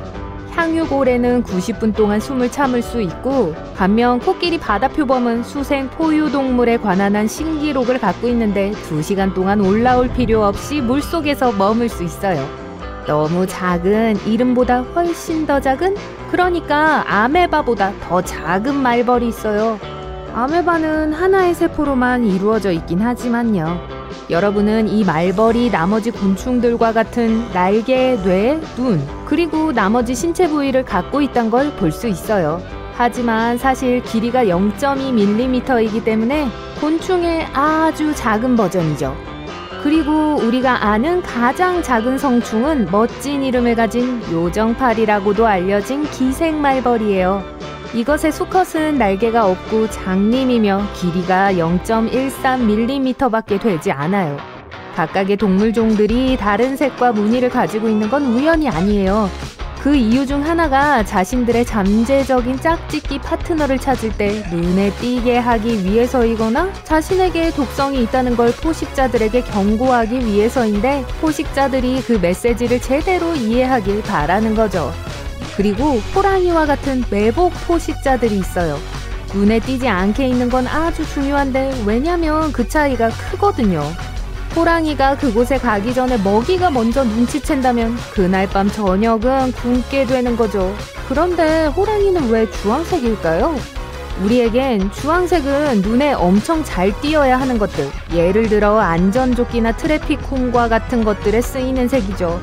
인간의 눈에는 주황색은 대부분 환경에서 눈에 잘 띄어요. 그래서 만약 호랑이가 여러분을 잡으러 온다면 여러분은 그걸 비교적 쉽게 발견할 수 있을 거예요. 하지만 인간에겐 삼색 색각이라 불리는 것이 있어요. 주변으로부터 오는 빛이 눈에 들어오면 그게 뒤에 위치한 얇은 층인 망막에 부딪혀요. 그 빛을 처리하기 위해 망막은 두 가지 종류의 광수용체, 즉 막대세포와 원뿔세포를 사용해요. 막대세포는 빛과 어둠의 차이만 구별할 수 있어요. 색은 감지할 수 없죠. 우리의 눈은 희미한 빛에선 주로 막대세포에 의지해요. 원뿔세포는 색 지각을 담당해요. 사람에겐 주로 세 종류가 있어요. 녹색, 파란색, 빨간색의 원뿔이죠. 바로 우리가 우리의 시각을 삼색이라고 부르는 이유예요. 대부분의 인간은 화려한 조합과 함께 세 가지 원색을 봐요. 유인원과 몇몇 원숭이들 또한 이런 시각을 갖고 있어요. 하지만 고양이, 말, 사슴, 개를 포함한 육지에 사는 대부분의 포유류들은 이색 색각을 갖고 있어요. 이들의 눈에 있는 망막은 녹색과 파란색 두 가지 색만 보는 원뿔세포를 갖고 있어요. 인간이 녹색과 파란색의 원뿔세포로부터만 정보를 얻으면 생맹으로 여겨져요. 왜냐하면 예를 들어 녹색과 빨간색 음영을 구별할 수 없기 때문이에요. 이건 육지에 사는 포유류와 비슷해요. 사슴은 호랑이에겐 확실히 인간보다 쉬운 먹잇감이에요. 그리고 사슴은 호랑이를 주황색이 아닌 녹색으로 봐요. 초록색 호랑이가 확실히 발견하기 어려울 테고 그러면 호랑이들에겐 더 많은 저녁거리를 의미하겠죠. 하지만 진화는 여전히 주황색을 사용하기로 결정했어요. 왜냐하면 그런 색을 만드는 게 더 쉽기 때문이죠. 유일한 녹색 포유류는 나무늘 보지만 털이 자연 녹색은 아니에요. 그건 안에서 자라는 조류 때문이에요. 그리고 숨을 40분 동안 참을 수 있죠. 극 주변의 물은 1년 중 특정 기간 동안 아주 차가워질 수 있어요. 그곳에 많은 물고기들이 살고 있지만 그 일이 일어나면 살기 위해서 멀리 헤엄쳐 가야 해요. 하지만 남극대륙 근처에 있는 남빙양에 자생하는 특별한 물고기 무리가 있어요. 그곳의 온도는 영하 2도에서 영상 4도예요. 엄밀히 말하면 영하죠. 하지만 바닷물에 녹아있는 모든 염분 덕분에 얼지 않아요. 그리고 이 물고기들은 당단백질이라고 불리는 특별한 특징을 갖고 있기 때문에 살아남을 수 있어요. 이게 일종의 자연적인 부동액 역할을 하기 때문에 그곳에서 살 수 있게 해주죠. 이것은 혈액에서 모든 얼음 결정이 형성되는 걸 막아주고 정상적으로 흐르도록 돕는 단백질이에요. 여러분은 개미와 같은 작은 동물들이 어떻게 숨 쉬는지 궁금해 본 적 있나요? 입과 목을 벌리려고 해보세요. 하지만 동시에 가슴과 횡격막을 가만히 잡아보도록 해보세요. 횡격막은 모든 포유류에게 가슴과 복강을 분리해주는 근육 구조예요. 여러분이 숨 쉴 때 팽창하죠. 만약 이렇게 하면 산소가 여전히 폐로 들어갈 수 있기 때문에 숨을 참을 수 없을 거예요. 적어도 몸의 요구를 채워줄 수 있을 만큼 충분한 양이 되겠죠. 하지만 일반적으로 숨을 쉴 때 횡격막이 활발하게 공기를 몸 안팎으로 내보내요. 횡격막 없이 살아남으려면 1개 이상의 목구멍과 훨씬 작은 몸이 필요해요. 개미는 작은 몸의 측면을 따라 9쌍 또는 10쌍의 구멍이 있어요. 이것은 숨구멍이라고 불리며 각각이 나뉘어진 일련의 관과 연결되어 있어요. 인간의 폐와 비슷한 시스템이죠. 개미의 혈액은 산소를 관에서 몸의 다른 부분으로 운반하지 않아요. 대신 관이 산소를 퍼뜨려요. 이 가지들의 끝부분이 세포막에 직접 닿아요. 이건 아주 작은 동물에게서만 효과가 있어요. 몸이 2cm보다 더 크면 관의 길이가 너무 길어져서 공기를 충분히 빨리 확산시킬 수 없어요. 기린이 긴 목을 가진 데엔 몇 가지 이유가 있어요. 근데 그 목은 2m까지 길 수 있죠. 언뜻 보기엔 진화가 나무의 가장 달콤한 잎사귀에 도달할 수 있게 해준 것 같아요. 다른 동물들은 꿈만 꾸는 독점적인 접근이죠. 그래서 기린은 최고의 한 입을 위해 경쟁할 필요가 없어요. 하지만 시간이 지나면서 연구원들은 이게 유일한 이유가 아니란 걸 알게 됐어요. 그들은 또한 수컷 영양이 뿔을 사용할 때나 사슴이 뿔을 사용할 때와 같이 수컷 기린이 전투에 임할 때 목이 좋은 요인이 될 수도 있다고 생각했어요. 목이 더 두꺼울수록 싸움에서 이길 승산이 커지죠. 어떤 곤충들은 근처에 포식자가 있을 때 죽은 척을 해요. 예를 들어 한 연구에 따르면 과학자들이 개미 귀신 애벌레 곤충을 관찰했었어요. 이것은 61분 동안 죽은 척을 했어요. 이게 어떻게 도움이 되는 거죠? 이제 여러분이 부드러운 열매가 달린 동일한 덤불이 있는 정원에 있다고 가정해봅시다. 첫 번째 덤불로 가서 과일을 모아서 먹기 시작해요. 맛있어요. 너무 간단하죠. 또 비교적 빨리 하고 있어요. 하지만 그 덤불에 과일을 계속 따먹으면 과일을 찾기가 어려워지죠. 게다가 처음보다 지금이 시간이 더 걸려서 좀 짜증나요. 그래서 여러분은 그곳에 머물면서 더 먹을 걸 찾을 것인지 아니면 다시 한번 모든 걸 쉽고 빠르게 하기 위해 다른 덤불로 갈 것인지를 결정할 필요가 있어요. 여러분이 포식자고 포식자들은 욕심이 많다고 가정하면 여러분은 가장 짧은 시간 안에 가능한 한 많은 과일을 먹을 수 있는 방법을 찾을 겁니다. 그 뜻은 여러분이 다른 덤불에서 과일을 모으기 시작할 거란 거죠. 그리고 또 다른 덤불로 이렇게 계속되겠죠. 연구원들은 새와 개미 귀신 유충에 관해서도 같은 논리를 적용해요. 곤충들은 죽은 척 할 때 포식자의 시간을 낭비하는 것으로 보이는데 이는 나중에 일이 어떻게 진행되는지에 큰 영향을 미쳐요. 그런 식으로 포식자가 다른 곳에서 먹이를 찾도록 부추기죠. 왜냐하면 포식자는 낭비할 시간이 많지 않기 때문이에요. 그래서 죽은 척하는 게 사실 살아있을 수 있는 좋은 방법이에요. 종에 따라 어린 새들은 알에서 10일에서 30일을 보내요. 안에 공기는 없지만 대자연은 여전히 숨을 쉴 수 있는 완벽한 메커니즘을 만들어 놨어요. 어린 새가 알 안에서 자라면서 내장 속에 빈 주머니 같은 구조물을 키워요. 이것은 작은 주머니인데 아기 새와 노른자 주변의 두 번째 막과 융합해요. 그래서 한쪽 끝은 아기 새에 부착되어 있고 다른 쪽 끝은 달걀 껍질의 안쪽 표면에 가까이 있어요. 그런 식으로 이 특별한 막은 폐조직처럼 작용해 외부 세계를 아기 새의 순환 시스템과 연결해요. 대부분의 동물은 두 개의 눈을 갖고 있지만 어떤 종들은 더 많은 눈이 필요해요. 예를 들어 어떤 파충류, 양서류, 그리고 물고기는 머리 위에 세 번째 눈을 갖고 있어요. 그게 시력을 그렇게 많이 향상시켜주진 않지만 햇빛을 통해 항해하고 체온 조절하는 데 도움을 줘요. 많은 무척추 동물들은 2개 이상의 눈을 갖고 있어요. 대부분의 거미들은 8개를 갖고 있어요. 왜냐하면 그렇게 해야 먹이를 더 쉽게 찾을 수 있기 때문이에요.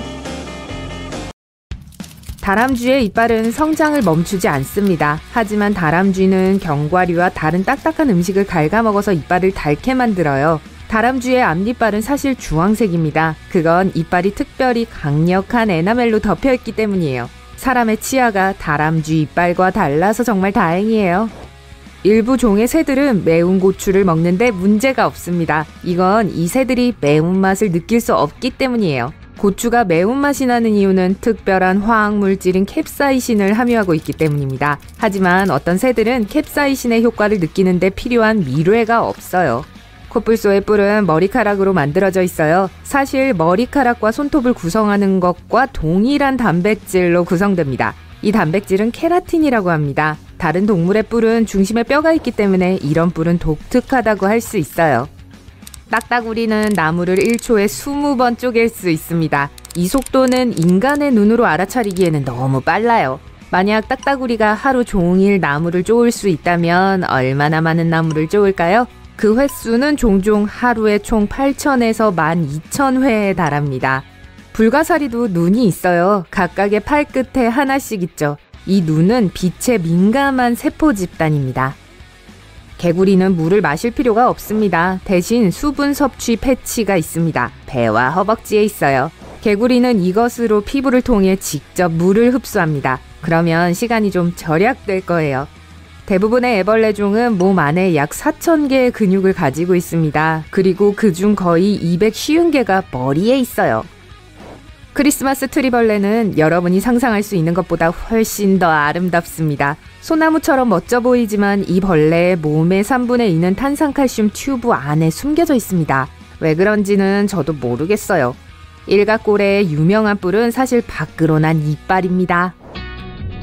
이 바다의 유니콘은 이빨이 2개밖에 없어요. 수컷의 경우 그 이빨 중 하나가 윗입술을 통과해 자랍니다. 사람의 치아와는 달리 이빨은 안쪽이 단단하고 바깥쪽이 민감하고 부드럽습니다.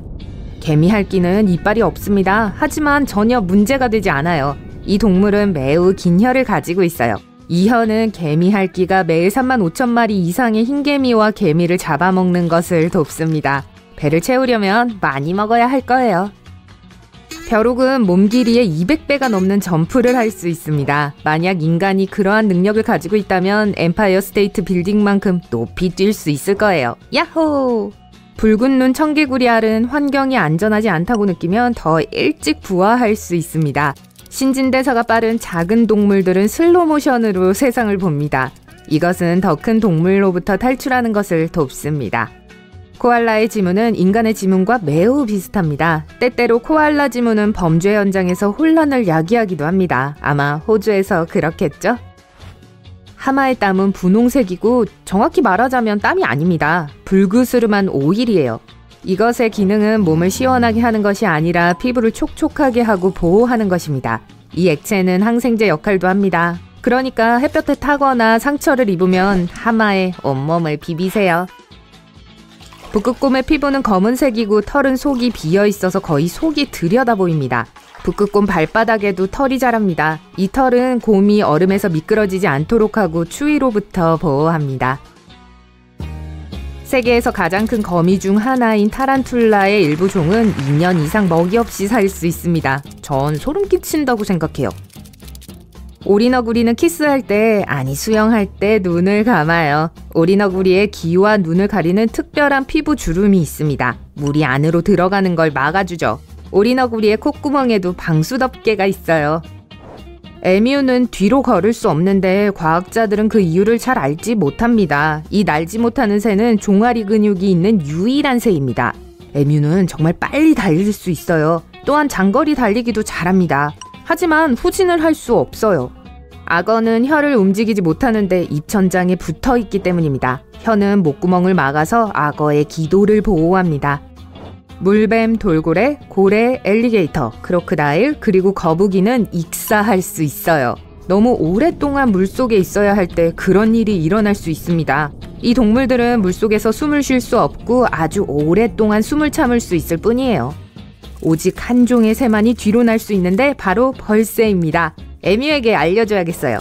이 작은 새는 또한 초당 80회까지 날개를 펄럭일 수 있어요.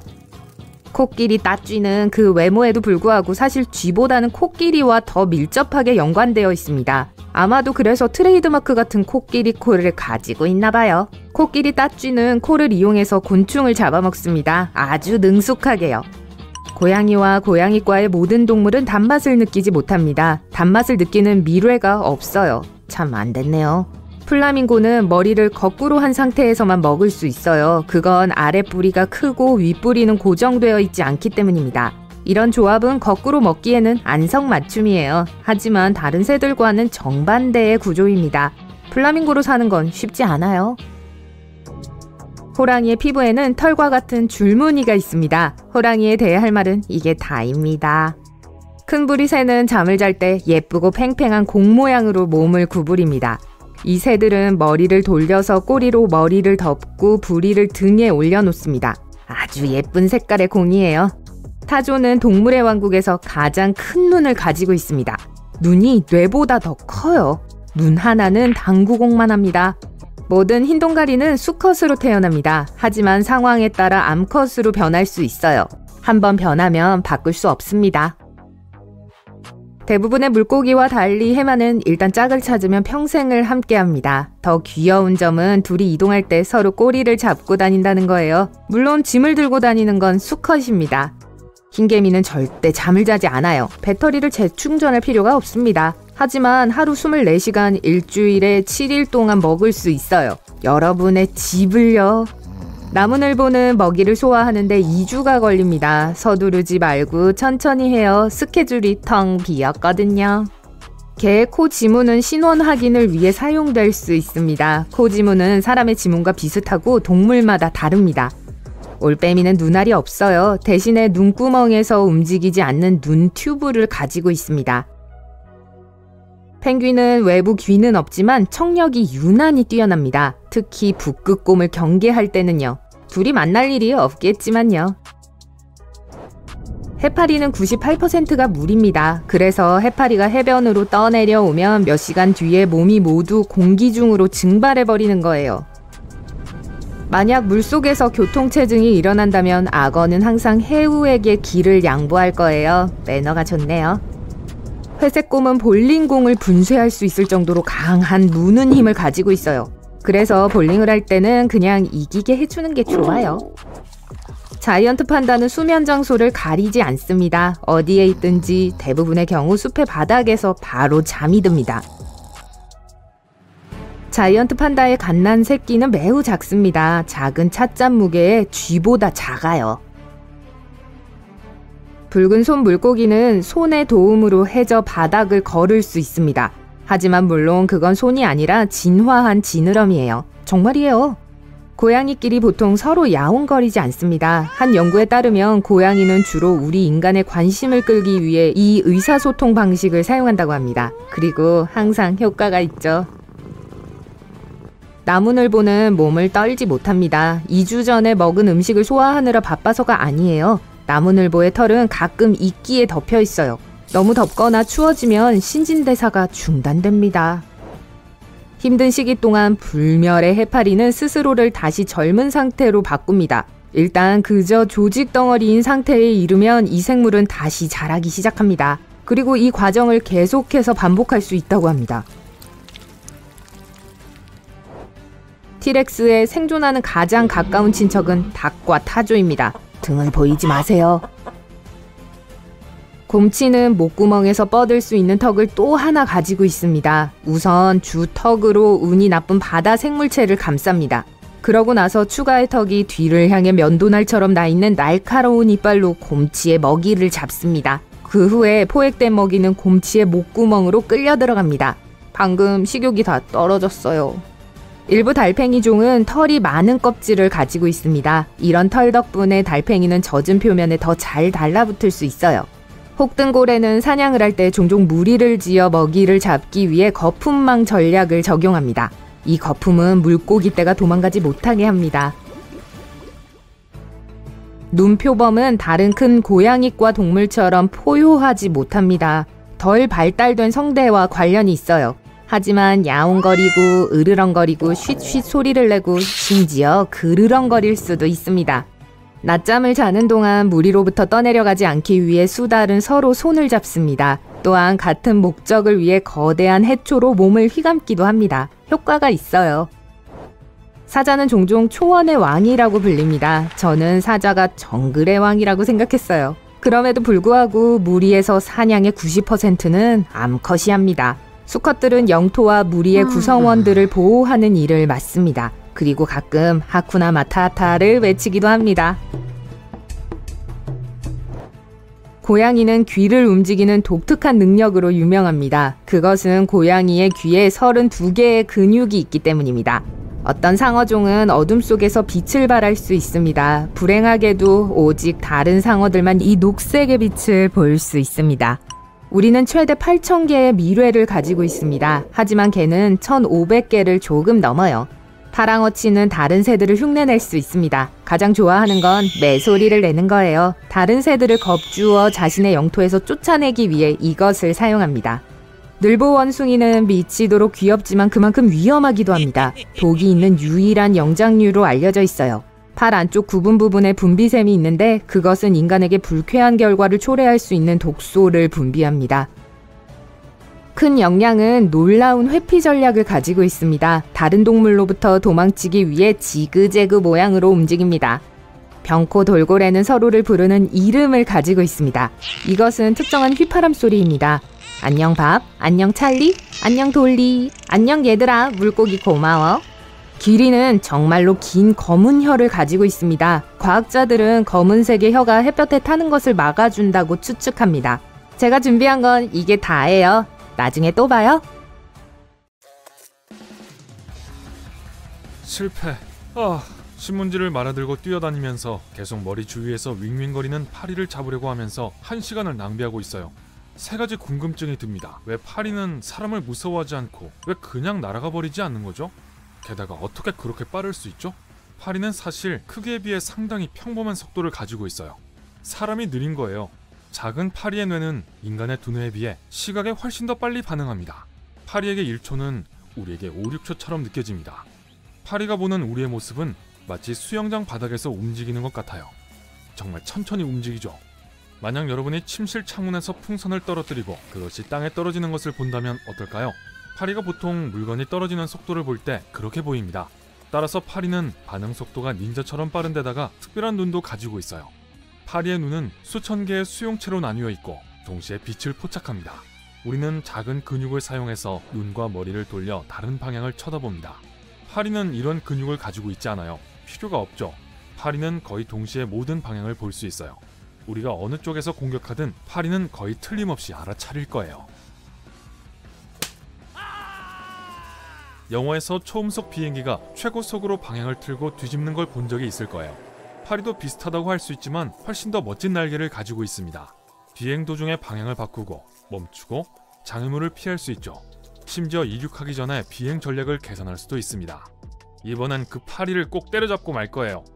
돌돌만 종이를 들어올리면 파리의 뇌는 이미 그것이 어디로 떨어질지를 계산합니다. 파리는 즉시 몸을 완벽한 위치에 놓고 피할 준비를 합니다.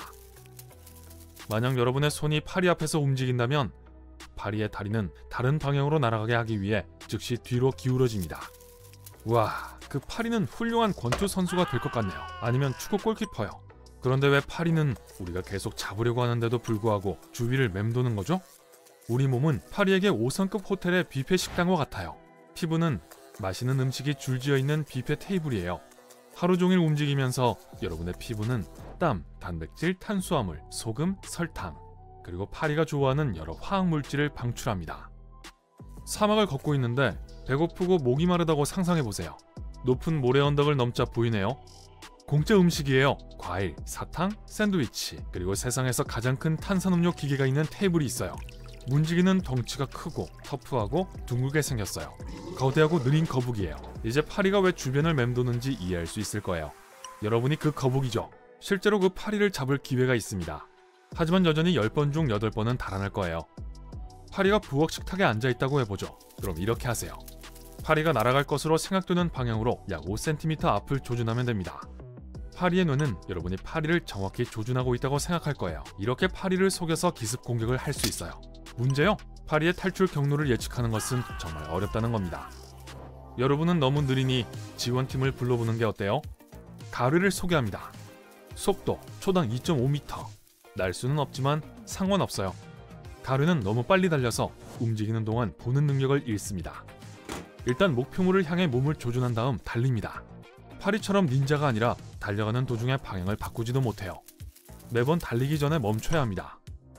우리는 초당 약 1.5m의 속도로 걷습니다. 그러므로 가루가 우리보다 2배 더 빨라요. 하지만 크기를 고려하면 엄청나게 빠른 거예요. 자기 몸 길이의 125배를 1초에 달립니다. 여러분의 키가 180cm라고 한다면 1초에 약 230m를 달리는 셈이에요.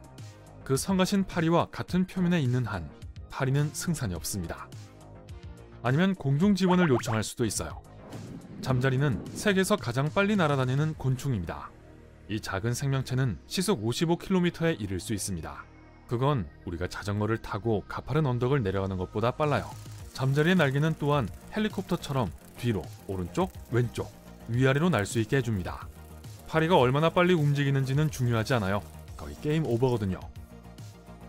파리, 잠자리, 그리고 가루가 빠른 이유는 필요 이상의 시간을 야외에서 보내고 싶어 하지 않기 때문입니다. 주변에는 배고픈 동물들이 많이 있어요. 하지만 빨리 달리는 곤충이 한 가지 더 있어요. 멈추면 아프기 때문이죠. 빠른 은색 개미를 만나려면 사라 사막으로 가야 합니다. 여기 모래가 너무 뜨거워서 달걀을 익힐 수 있을 정도예요. 모래 달걀 프라이. 그래서 은색 개미가 초당 0.5m의 속도로 달리는 거랍니다. 발을 데이고 싶지 않으니까요. 은색 개미는 또한 열을 반사하는 삼각형 모양의 털을 가지고 있는데 뙤약볕을 피할 수 있도록 도와줍니다. 만약 은색 개미가 사람 크기라면 시속 650km의 속도로 달릴 수 있었을 거예요. 세계에서 가장 빠른 차보다 더 빠른 속도죠. 속도로 기록을 가지고 있는 개미가 또 하나 있어요. 드라큘라 개미는 은색 개미만큼 빨리 달릴 수는 없지만 세계에서 가장 빠른 입을 가지고 있어요. 말 그대로 눈 깜짝할 사이에 5000번 입을 열었다 닫을 수 있어요. 이번에는 또 하나의 빠른 곤충인데 조금 더 친근하고 집에서 볼 수 있는 종류예요. 미국 바퀴벌레는 벽, 난로 뒤, 거의 모든 곳에 숨을 수 있습니다. 거의 잡기가 불가능한데 초당 1.5m를 달릴 수 있습니다. 6개의 다리 덕분인데 각 다리에 3개의 무릎이 있어요. 다리는 공기의 변화를 감지하는 작은 털로 덮여 있습니다. 그래서 여러분이 부엌으로 걸어 들어가 불을 켤 때 그렇게 빨리 반응할 수 있는 거예요. 그리고 육지에서 가장 빠른 세계 기록을 보유한 동물은 참깨 크기입니다. 진드기의 일종으로 초당 몸 길이의 322배를 움직일 수 있어요. 만약 진드기를 사람의 크기로 만들 수 있다면 진드기는 음속보다 거의 2배 더 빨리 움직일 수 있을 거예요. 진드기는 움직이는 동안 방향을 바꿀 수도 있습니다. 그 덕분에 지구상에서 가장 빠르고 가장 잡기 어려운 생명체입니다. 그렇다면 이번에는 인간이 상대적으로 빠른 동물이라고 생각하게 만드는 동물들을 알아봅시다.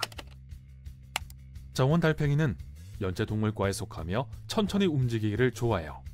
만약 여러분이 달팽이 속도로 움직이려면 매 2시간마다 2걸음을 옮겨야 할 거예요. 하지만 달팽이는 아랑곳하지 않아요. 이들은 수억 년 동안 존재해왔습니다. 달팽이는 보호를 위해 껍데기를 사용하지만 다른 기술도 있어요. 어떤 달팽이는 고약한 냄새를 풍겨서 아무도 괴롭히지 않습니다.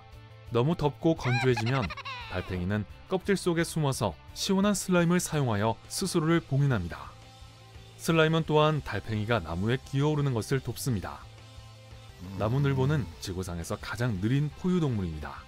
느린 신진대사 덕분에 음식은 소화되기까지 16일이 걸릴 수 있어요. 나무늘보를 따라잡기는 그렇게 어렵지 않을 거예요. 하지만 느린 움직임은 실제로 나무늘보에게 도움이 됩니다. 영화에서 종종 멈춰요, 갑자기 움직이지 마세요 라고 말하는 경우가 있죠. 그건 나무늘보에게 전혀 어렵지 않아요. 다른 동물들은 나뭇잎들 사이에 있는 나무늘보를 눈치채지도 못합니다. 매너티는 가장 느린 바다생물 중 하나입니다. 하지만 누군가 자신들을 괴롭힐까봐 크게 걱정하지 않아요. 사람과 모터보트를 제외하고요. 매너티는 덩치가 크고 매우 두꺼운 피부를 가지고 있습니다. 마치 바다 탱크처럼 생겼지만 훨씬 더 귀엽죠. 또 하나의 느린 수영 선수는 그린란드 상어입니다. 시속 1km 이하로 헤엄칩니다. 매너티처럼 크고 무서운 게 없어요. 직접 도전하고자 하는 상대가 하나도 없을 거예요. 하지만 매우 재미있는 간식 먹기 기술을 갖고 있습니다. 그린란드 상어는 기본적으로 물속에 있는 모든 물고기들보다 느립니다. 유일한 기회는 물고기들이 잠들 때까지 기다리는 거예요. 그러면 간식 시간입니다. 멋진 점은 그린란드의 이런 느긋한 생활 방식이 실제로 그들의 수명을 연장시킨다는 것입니다. 그린란드 상어의 평균 수명은 300년에서 500년 사이입니다. 북대서양과 북극해에 살아요. 상상해보세요. 크루즈 선을 타고 가는데 이 느릿느릿한 거대 상어 한 마리를 만나는 걸요. 아마 여러분보다 400살은 더 나이가 많을 거예요. 쉬, 뛰어요. 진짜로요. 밖은 안전하지 않아요. 검지 호랑이가 돌아다니고 있어요. 조심하는 게 좋을 거예요. 뭐 하세요? 빼꼼히 보지 마세요. 좋아요, 살짝만 보세요. 이게 어떻게 가능하냐고요? 그건 당연히 여러분이 가상현실에 있기 때문이죠. 이 멋있지만 매우 위험해 보이는 큰 고양이들은 지난 빙하기 동안엔 살아있었어요. 만약 이들이 갑자기 여러분 집 앞에 나타난다면요. 똑똑, 검지 호랑이가 여러분이 쿠키를 사주길 기다리고 있어요. 이 거대하게 생긴 물고기는 실러캔스는 3억 년 이상 된 혈통 출신이죠. 1938년에 살아있는 실러캔스가 다시 발견되기 전까지 우린 이들이 멸종되었다고 생각했어요. 그 이래 이들은 아프리카의 동쪽 해안과 인도네시아의 술라웨시 해역을 배회하고 있었어요. 이런, 수영하러 갔다가 이 친구 한 마리를 직접 만나고 싶진 않은데요. 턱에는 2개의 뇌관절이 있는데 그건 입이 엄청 많이 벌어진다는 뜻이에요. 이건 큰 먹이를 먹기 위해서죠. 저처럼요? 좋지 않네요. 그리고 엄청 커요. 여러분만큼 키가 크고 몸무게가 보통 사람만큼 나가는 물고기를 상상해보세요. 날지 못하는 새 타카해는 1898년에 사라졌다고 여겨졌어요. 아주 귀엽고 작고 색이 다양하죠. 보통 우리 무릎보다 크지 않아요. 하지만 이걸 상상해보세요. 머치슨 산에 하이킹하러 갔는데 주변을 둘러보다가 멸종된 줄 알았던 새를 발견해요. 근데 거기서 이들이 아주 행복하게 살아서 쉬고 있는 거예요.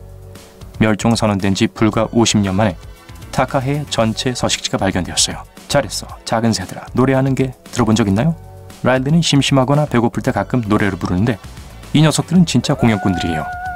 뉴기니 싱잉도 50년 만에 처음으로 야생에서 최근에 다시 발견됐어요. 그렇지만 처음부터 완전 멸종된 적은 없어요. 뉴기니 사람들이 개들이 안전하도록 지켰죠. 하지만 야생에선 아주 희귀해서 만나보기 힘들어요. 봐요, 저기 한 마리 있네요. 유명한 높은 음조의 노래 때문에 뉴기니 싱잉독이라고 불려요. 가끔 함께 노래 부르기도 하죠. 모두 함께 울부짖는 개 합창단 같은 거죠. 제가 샤워할 때 부르는 것보다 더 잘할걸요? 이 지역에서 멀지 않은 곳에 박쥐가 있지만 이 녀석들은 좀 달라요. 보면 귀가 거대해요. 그래서 뉴기니 큰귀 박쥐라고 불리나 보네요. 이름 좋네요. 이 종은 이들 중 한 마리가 우연히 박쥐덫에 걸렸을 때 다시 발견되었어요. 그 전까지 우리와 숨바꼭질 놀이를 한 것 같네요. 왜냐하면 1890년까진 사라진 줄 알았거든요. 서식지 감소로 인해 여전히 위험한 상태에 놓여 있어요. 오랫동안 멸종된 줄 알았던 종의 화석을 발견했다고 상상해 봅시다. 하지만 2년 후 말했던 그 종에 살아있는 전체 그룹이 발견된 거예요. 자, 바로 이게 1977년 마요르칸 미드와이프 두꺼비에게 일어난 일이에요. 갈색의 피부 반점을 만들어내는 어두운 갈색을 띠고 있어요. 그것 말곤 그냥 눈이 부리부리한 작은 두꺼비예요. 살아있는 두꺼비 무리는 마요르카 섬에서 화석이 있는 곳 근처에서 발견되었어요. 남아있는 수는 별로 안 돼요. 사실 500마리 정도로 지금 현재 이들이 취약한 상태에 있다고 국제자연보전연맹이 선언했어요. 거북이 좋았어요? 이 거대한 아름다움을 보면 그렇게 될걸요? 페르난디아 섬 갈라파고스 거북이라고 해요. 1906년 이후론 보이지 않았다가 2019년 2월 17일 드디어 이 아름다운 생물들 중 하나를 볼 수 있었어요. 아마도 지금 몇몇 친구가 함께 있을 거예요. 하지만 또 자신을 드러내는 걸 허락하지 않네요. 우린 약간의 발자국과 냄새로 이들이 존재한다는 걸 알고 있을 뿐이에요. 또 다른 개구리와 함께 뿔 달린 유대목 개구리가 있어요. 에콰도르 좀 더 구체적으로 말하자면 초코숲에 있어요. 이렇게 불리는 이유는 눈 바로 위에 뚜렷한 뿔이 있기 때문이죠. 캥거루가 새끼를 데리고 다니는데 쓰는 주머니 아시죠? 암컷 뿔 달린 유대목 개구리도 그런 게 있어요. 대신 등에 있죠. 그래서 일종의 배낭 역할을 해요. 거기서 배알을 발달시키고 나올 준비가 되면 완전한 아기 개구리로 부화해요. 올챙이로 시작하는 보통 개구리와는 다르죠. 한 마리 더 별빛의 밤개구리 또는 할리퀸 두꺼비가 있어요. 검고 온통 흰 반점으로 뒤덮여 있죠. 30년 동안이나 사라졌다가 지난 2019년에 발견됐어요. 이걸 엄청 큰 보디가드 또는 정확히는 수상경원이라고 생각해보세요. 오, 화면에 아주 큰 두꺼비가 있네요. 뭐 아루후아코 사람들에겐 두꺼비가 바로 그런 존재예요. 물의 수호자죠. 또 그들만이 부르는 이름도 있는데 구나라고 해요. 치즈 이름 같죠? 과학자들이 이들을 다시 발견했을 때 작은 생명체 30마리였는데 애초엔 한 마리만 기대했었어요. 정말 기분 좋은 소식이죠. 여기 호랑이가 있어요. 비록 전형적인 호랑이처럼 보이진 않지만요. 태즈메니아 호랑이라고 불리고 1936년 이후로 사라진 것처럼 보였는데 그러다 난데없이 5년 전인 2016년에 사람들이 이것을 야생에서 보기 시작했어요. 호랑이보다는 개나 여우를 더 많이 닮았어요. 주둥이를 잘 보세요. 아니면 둘 다 닮았나요? 그러다가 다른 몇 마리도 나타나기 시작했죠. 만약 눈앞에서 보고 있는 것 같은데 잘 모르겠다면 등에 줄무늬가 있는지 확인해 보세요. 분명 야생에 존재하지만 여전히 국제자연보전연맹엔 멸종으로 분리되어 있어요. 좋아요. 영화 장면에서 바로 나온 듯한 말을 상상해보세요. 작고 아름다운 털에 아주 말을 잘 듣죠? 작지만 조랑말은 아니에요. 카스피안 말이에요. 이들에겐 흥미로운 뒷배경 이야기가 있어요. 이들은 1957년 귀족과 결혼한 루이스 레일린에 의해 발견되었어요. 이란 테헤란으로 이주한 후 그녀는 그곳에서 말들이 말을 잘 듣지 않는 게 마음에 들지 않아 직접 문제를 해결하기로 했죠. 그녀는 몇 사람을 데리고 카스피의 산으로 갔고 거기서 이 작고 아름다운 말 3마리를 발견하게 되었죠. 전해지는 얘긴 그래요. 다음은 뜻밖의 장소에서 발견된 주머니 쥐예요. 어딘지 맞춰보세요. 3가지 중에 고를 수 있어요. 스키 리조트에 숨었다, 호주 아웃백에 있다, 또는 누군가의 아파트 욕실에 있다. 무엇을 선택하겠어요? 3초 드릴게요. 정답은 스키 리조트예요. 네, 이 주머니쥐는 꼬마 주머니쥐라고 불리고 호주에서 왔어요. 지금까지 이 작은 주머니쥐는 세계의 다른 개체군이 서식하는데 1966년까진 멸종된 걸로 여겨졌어요. 개체수가 100마리도 안 돼서 국제자연보호연맹에선 심각한 멸종 위기에 처한 걸로 분류했어요. 또 호주에는 쇠올빼미 앵무새도 있어요. 조류 관찰자에게 엄청난 즐거움이죠. 아주 아름다우면서도 신비로운 이 작은 친구들은 매우 외딴 지역에 살아요. 아마도 1979년에 다시 발견된 이후 이 새들이 출현한 건 겨우 손에 꼽힐 정도예요. 그만큼 희귀하죠. 피그미 안경원숭이를 본 적 있나요? 저도 없어요. 2008년에 3마리를 발견했어요. 과학자들은 이들의 동선을 다시는 놓치고 싶지 않았기에 조그만 목걸이를 선물해줬죠. 이렇게 그들은 행복하게 살 수 있고 우린 그들이 안전하다는 걸 알 수 있어요. 마지막으로 알려주고 싶은 건 나무 랍스터예요. 하지만 이름이 오해를 불러일으키는데 이들은 진짜 바닷가지가 아니에요. 그냥 커다란 다리를 가진 크고 검은 벌레예요. 이들의 멸종 이야기는 슬퍼요. 1920년 화물선이 로드아웃 섬에 갇혔는데 안에 쥐들이 타고 있었어요. 이 쥐들이 배에서 도망쳐 육지로 곧장 옮겨갔어요.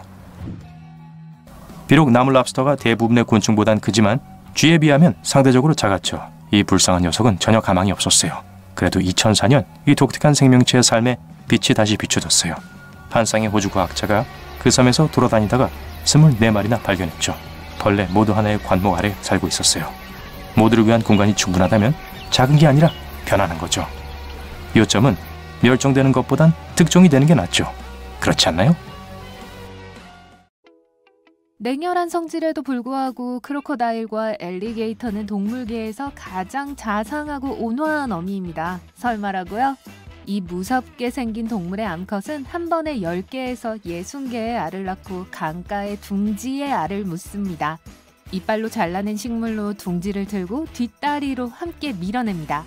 그러고 나서 악어 어미들은 태어날 아기들을 위험으로부터 보호하며 최대 3개월까지 인내심 있게 기다리죠. 비록 악어가 매우 강하고 무서운 동물이지만 둥지를 보호하기 위해 특별한 물새보모를 고용하는 걸 주저하지 않습니다. 위험한 고래처럼 보일 수도 있지만 이 새들과 악어는 상생 동맹 관계를 맺고 있어요. 물새들은 자신들의 알을 근처에 두고 함께 나일 모니터와 같은 큰 파충류와 다른 포식동물들을 겁주어 쫓습니다. 악어는 청각이 뛰어납니다. 새 울음소리는 모든 불청객에 대해 경고하고 어미 악어는 물 밖으로 나와 새끼들을 보호합니다. 동시에 새 둥지도 보호하게 되죠. 새끼 악어는 태어났을 때 커다란 바나나 정도 크기이고 성숙하기까지 수년이 걸립니다. 종에 따라 4년에서 15년이 걸려요. 어떤 경우에는 암컷 악어가 알을 입에 넣고 굴려서 새끼들이 부화하는 것을 돕기도 합니다. 새끼를 뱉어내는 셈이군요. 새끼 악어들은 태어나서 처음 1년에서 3년 동안은 어미 가까이에 함께 머물러 있는 경향이 있어요. 어미는 새끼들이 둥지를 파고 나오는 것을 돕고 입에 물고 물가로 데려갑니다. 암컷 악어는 한 번에 15마리의 새끼를 입에 넣을 수 있습니다. 본능적으로 입을 다물지 못하죠. 그래서 갓 부화한 새끼들은 마치 악어의 입이 요람인 것처럼 안전하다고 느낍니다. 이빨 달린 요람이요. 비록 악어는 새끼들에게 사냥을 가르치고 포식자들로부터 보호해주지만 포식자와 기상 조건 때문에 겨우 1%의 새끼들만이 살아남아 성장합니다. 부모들에게는 슬픈 소식이지만 결국 악어는 냉혈 파충류예요. 악어가 눈물을 흘리는 유일한 이유는 감정적이기보다는 생리적이에요. 악어는 물 밖에서 충분히 긴 시간을 보내면 눈이 너무 건조해져서 윤활유를 공급하기 위해 눈물을 흘립니다. 만약 새끼 악어가 어린 시절을 살아남는다면 악어는 아주 오래 살 수 있는 기회를 얻습니다. 다른 파충류, 거북이, 그리고 고래처럼 악어는 소위 노화를 무시하는 것처럼 보이는데 간단히 말하면 정상적으로 노화하지 않습니다. 악어가 실제로 늙지 않고 단지 더 커지고 더 사나워진다는 의미예요. 병에 걸리거나 다른 포식자에게 공격당하는 것을 두려워할 뿐입니다. 비록 악어의 평균 수명은 50년에서 70년까지 다양하지만 그중 일부는 100년이 넘습니다. 그래서 이론적으로 열대지방 어딘가에서 비행기만큼 큰 500살 된 악어를 만날 수도 있어요. 하지만 이런 만남에서 살아남아서 경험담을 들려줄 수 있는 가능성은 거의 희박한데 악어의 식욕이 몸에 비례하여 증가하기 때문입니다. 140살의 나이로 세상을 떠난 미스터 프레쉬는 갇혀서 살았던 악어 중 가장 나이가 많은 것으로 기록되어 있습니다. 1970년 무어헤드강에서 포획되어 호주 동물원에서 살았습니다. 미스터 프레쉬는 인간에게 해를 끼치는 것이 목격된 적 없는 민물 악어 종의 이름을 따서 불렸어요. 10살 때 악어들은 몸 길이가 1.5m에서 3m에 이르면 새끼를 낳을 만큼 충분히 성숙해집니다. 짝짓기 춤은 몇 가지 단계를 포함합니다. 수컷은 인간이 감지할 수 없는 특별한 저주파 소리를 만들어냅니다. 하지만 암컷 악어에게는 어미가 되어 육아 전통을 이어가자는 초대처럼 들립니다. 엘튼 존의 크로커다일 락이 떠오르네요. 제가 좋아하는 노래예요. 물론 놀라울 정도의 가족 사랑과 헌신을 보여주는 동물은 악어뿐만이 아닙니다. 예를 들어 북극곰은 매우 주의 깊고 추운 기후에서 새끼들에게 필요한 모든 생존 기술을 가르치는 데 시간을 들입니다. 새끼들이 아직 어미의 뱃속에 있는 동안 북극곰은 깊은 눈더미를 파서 특별한 공간을 만듭니다. 이 공간은 미래의 새끼들에게 집 역할을 하죠. 새끼곰들은 태어난 후 몇 달 동안 어미로부터 우유와 온기를 얻으며 지냅니다. 북극곰은 보통 11월과 1월 사이에 새끼를 낳고 새끼곰들이 봄까지 밖에 나오지 못하게 해요. 새끼곰들의 털은 매우 고와서 아직 심한 추위에 대비할 준비가 되지 않았습니다. 일단 새끼곰들이 둥지에서 나오면 어미곰은 바깥 세계에서 살아남는 법을 가르치기 시작합니다. 어미가 하는 모든 것을 따라하면서 수영하고 사냥하고 굴을 만들고 이동하는 방법을 배웁니다. 어미는 포식자들과 더 큰 북극곰들을 물리치고 어떤 위협으로부터라도 새끼들을 숨길 겁니다. 2, 3년 동안 함께 산 후 새끼들은 알아야 할 모든 것을 배우고 어미를 떠납니다. 하지만 30년까지 지속되는 평생 동안 어미를 알아볼 수 있을 거예요. 극진한 모성의 또 다른 예는 우리의 가까운 친척인 영장류에서 찾아볼 수 있습니다. 고릴라 침팬지 그리고 침팬지의 사촌인 보노보는 사람처럼 새끼를 껴안고 입을 맞춥니다. 새끼들에게 젖을 먹이는 동안 영장류 암컷은 모성애의 감정과 온화함과 관련된 특별한 호르몬을 분비합니다. 우유 수유에 관한 한 오랑우탄이 챔피언입니다. 8년까지 계속될 수 있거든요. 야생에서 오랑우탄 어미들은 7년 동안 새끼를 돌보는데 이는 다른 어떤 영장류보다 긴 시간입니다. 이 기간 동안 어미들은 새끼들에게 스스로 음식을 찾고 잠자는 둥지를 짓는 법을 가르칩니다. 암컷 오랑우탄과 어미 사이의 유대감은 수컷보다 더 강합니다. 딸들은 15살이나 16살 정도의 출산 나이가 될 때까지 어미와 계속 살기도 합니다. 네, 부모에게 얹혀 살아요. 인간과 마찬가지로 영장류도 어미로 인해 문제를 갖게 되기도 합니다. 어미의 지원은 어린 영장류가 자라서 우위를 점하고 짝짓기를 성공하는 데 도움이 됩니다. 반면에 어린 시절에 충분한 보살핌을 받지 못한 영장류는 성숙기에 이르면 새끼를 적게 낳는 경향이 있습니다. 한편 아프리카 코끼리의 수컷들은 우위를 차지하기 위해 싸우지 않습니다. 모든 중요한 문제들은 암컷들이 해결하기 때문이죠. 무리에 있는 모든 코끼리 새끼들은 모두에게 동등하게 보살핌을 받습니다. 어린 코끼리 어미는 아이를 낳고 기르는 동안 언니들과 이모들의 도움을 받습니다. 그래서 코끼리가 지구상에서 가장 새끼 보호 본능이 강한 어미로 여겨집니다. 코끼리 암컷과 새끼들은 특별한 원을 그리며 함께 이동하는 경향이 있습니다. 포식자들로부터 보호하기 위해 그룹의 가장 어린 멤버들을 원 안에 넣습니다. 또한 나이가 많은 코끼리들은 새끼들이 지치지 않고 뒤처지지 않도록 무리의 속도를 조절할 거예요. 사회적 집단의 여성들은 애정 어린 몸짓으로 새끼들과 의사소통을 하고 먹이를 찾는 법을 가르쳐 줄 겁니다. 코끼리 아저씨는 코로 과자를 받아먹는 동안에요. 그나저나 암컷 코끼리들은 어미에게 매우 애착을 갖고 있고 어미가 늙어서 죽을 때까지 함께 지냅니다. 그리고 코끼리의 평균 수명은 65년 혹은 그 이상입니다. 코끼리는 임신기간이 2년이나 되기 때문에 서로에게 그렇게 애착을 갖는 것도 당연해요. 기린 암컷 또한 임신기간이 매우 깁니다. 15개월이에요. 기린 새끼가 태어나자마자 이미 일어설 수 있다는 걸 생각해보면 이해가 갑니다. 어미는 새끼를 약 9개월에서 12개월 동안 돌봅니다. 어미가 먹이를 구하러 가야 할 때 기린은 새끼를 숨기거나 다른 기린들에게 돌봐달라고 부탁합니다. 사람처럼 기린 어미들은 깨어 있어야 해요. 하루에 30분에서 몇 시간 정도밖에 잠을 잘 여유가 없어요. 그것도 한 번에 5에서 10분 정도로 매우 짧은 시간만 가능합니다. 나머지 시간은 새끼들을 지키고 보호하는 데 바칩니다.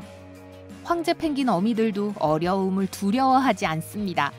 알을 낳은 암컷은 알을 어떤 위협으로부터도 보호해줄 수컷에게 맡깁니다. 그러는 동안 어미는 바닷가에 도착해서 물고기를 잡기 위해 80km까지 달하는 긴 여행을 합니다. 낚시가 끝나면 새로 부화한 새끼에게 물고기를 먹이로 주기 위해 부화 장소로 돌아옵니다. 해산물. 펭귄 암컷은 자신의 온기를 이용하여 어린 세대를 안전하고 따뜻하게 지킵니다. 아시아의 중심부에는 전 세계 액체 담수의 5분의 1을 담고 있는 호수가 있습니다. 5대5를 모두 합친 것보다 더 많습니다. 지구상의 모든 강이 갑자기 방향을 바꾸어 이 호수에 물을 빼는 임무를 수행하더라도 작업을 완료하는 데 1년이 걸릴 거예요. 그건 바로 세계에서 가장 깊은 호수, 바이칼 호수입니다. 가장 깊은 지점까지 내려가려면 1642m에 이르는 여정을 준비하셔야 해요. 하강하는데도 몇 시간이 걸리지만 호수의 균열 바닥은 훨씬 더 깊어서 수면 아래 8에서 11km에 달합니다. 이는 지구에서 가장 깊은 곳으로 알려진 챌린저 딥보다 훨씬 더 깊을 수 있다는 뜻이에요. 이 호수에 있는 물의 양은 지구상의 모든 사람이 최대 50년 동안 마실 수 있을 만큼 충분합니다. 이 거대한 호수는 383년마다 물을 완전히 보충합니다. 바이칼에는 300개가 넘는 강과 개울로 이루어진 위대한 배달부들이 물을 가져다 줘요. 그리고 바이칼에서 흘러나오는 강은 북극해로 곧장 향하는 앙가라강 하나뿐이죠. 바이칼은 세계에서 가장 깊을 뿐만 아니라 현존하는 가장 오래된 담수호이기도 해요. 적어도 2500만 년 전에 형성됐어요. 이 모든 것은 지구의 지각이 테트리스를 하기로 결정하고 호수와 주변 산을 만들었을 때 시작되었습니다. 어느 순간 바이칼은 그저 평범한 강바닥에 불과했지만 지진과 균열이 지구를 흔들었고 해안 사이의 거리는 점점 더 멀어졌습니다. 빙하가 녹으면서 수위가 상승했습니다. 그 후 여러 개의 호수가 형성되었고 나중에 하나로 합쳐졌죠. 바이칼은 전 세계에서 100만 년 이상 된 20개의 호수 중 하나입니다. 빙하기의 영향을 받지 않았기 때문에 과학자들에게는 완벽한 연구 장소입니다. 깊게 뚫린 코어 퇴적물을 통해 시대별 지구의 기후에 대해 많은 것을 알 수 있습니다. 바이칼은 연간 2000회의 지진이 발생하는 균열 분지에 있기 때문에 호수의 깊이가 깊어지고 크기가 계속 커지고 있어요. 남미와 아프리카가 서로 멀어지는 속도와 거의 같은 속도로 해안이 멀어지고 있습니다. 따라서 바다가 될 수 있는 모든 잠재력을 가지고 있죠. 바이칼과 바다의 또 다른 공통점은 가장 낮은 수심에서도 산소가 풍부한 물이 있다는 것입니다. 이것이 호수의 동물군이 엄청나게 풍부한 이유 중 하나예요.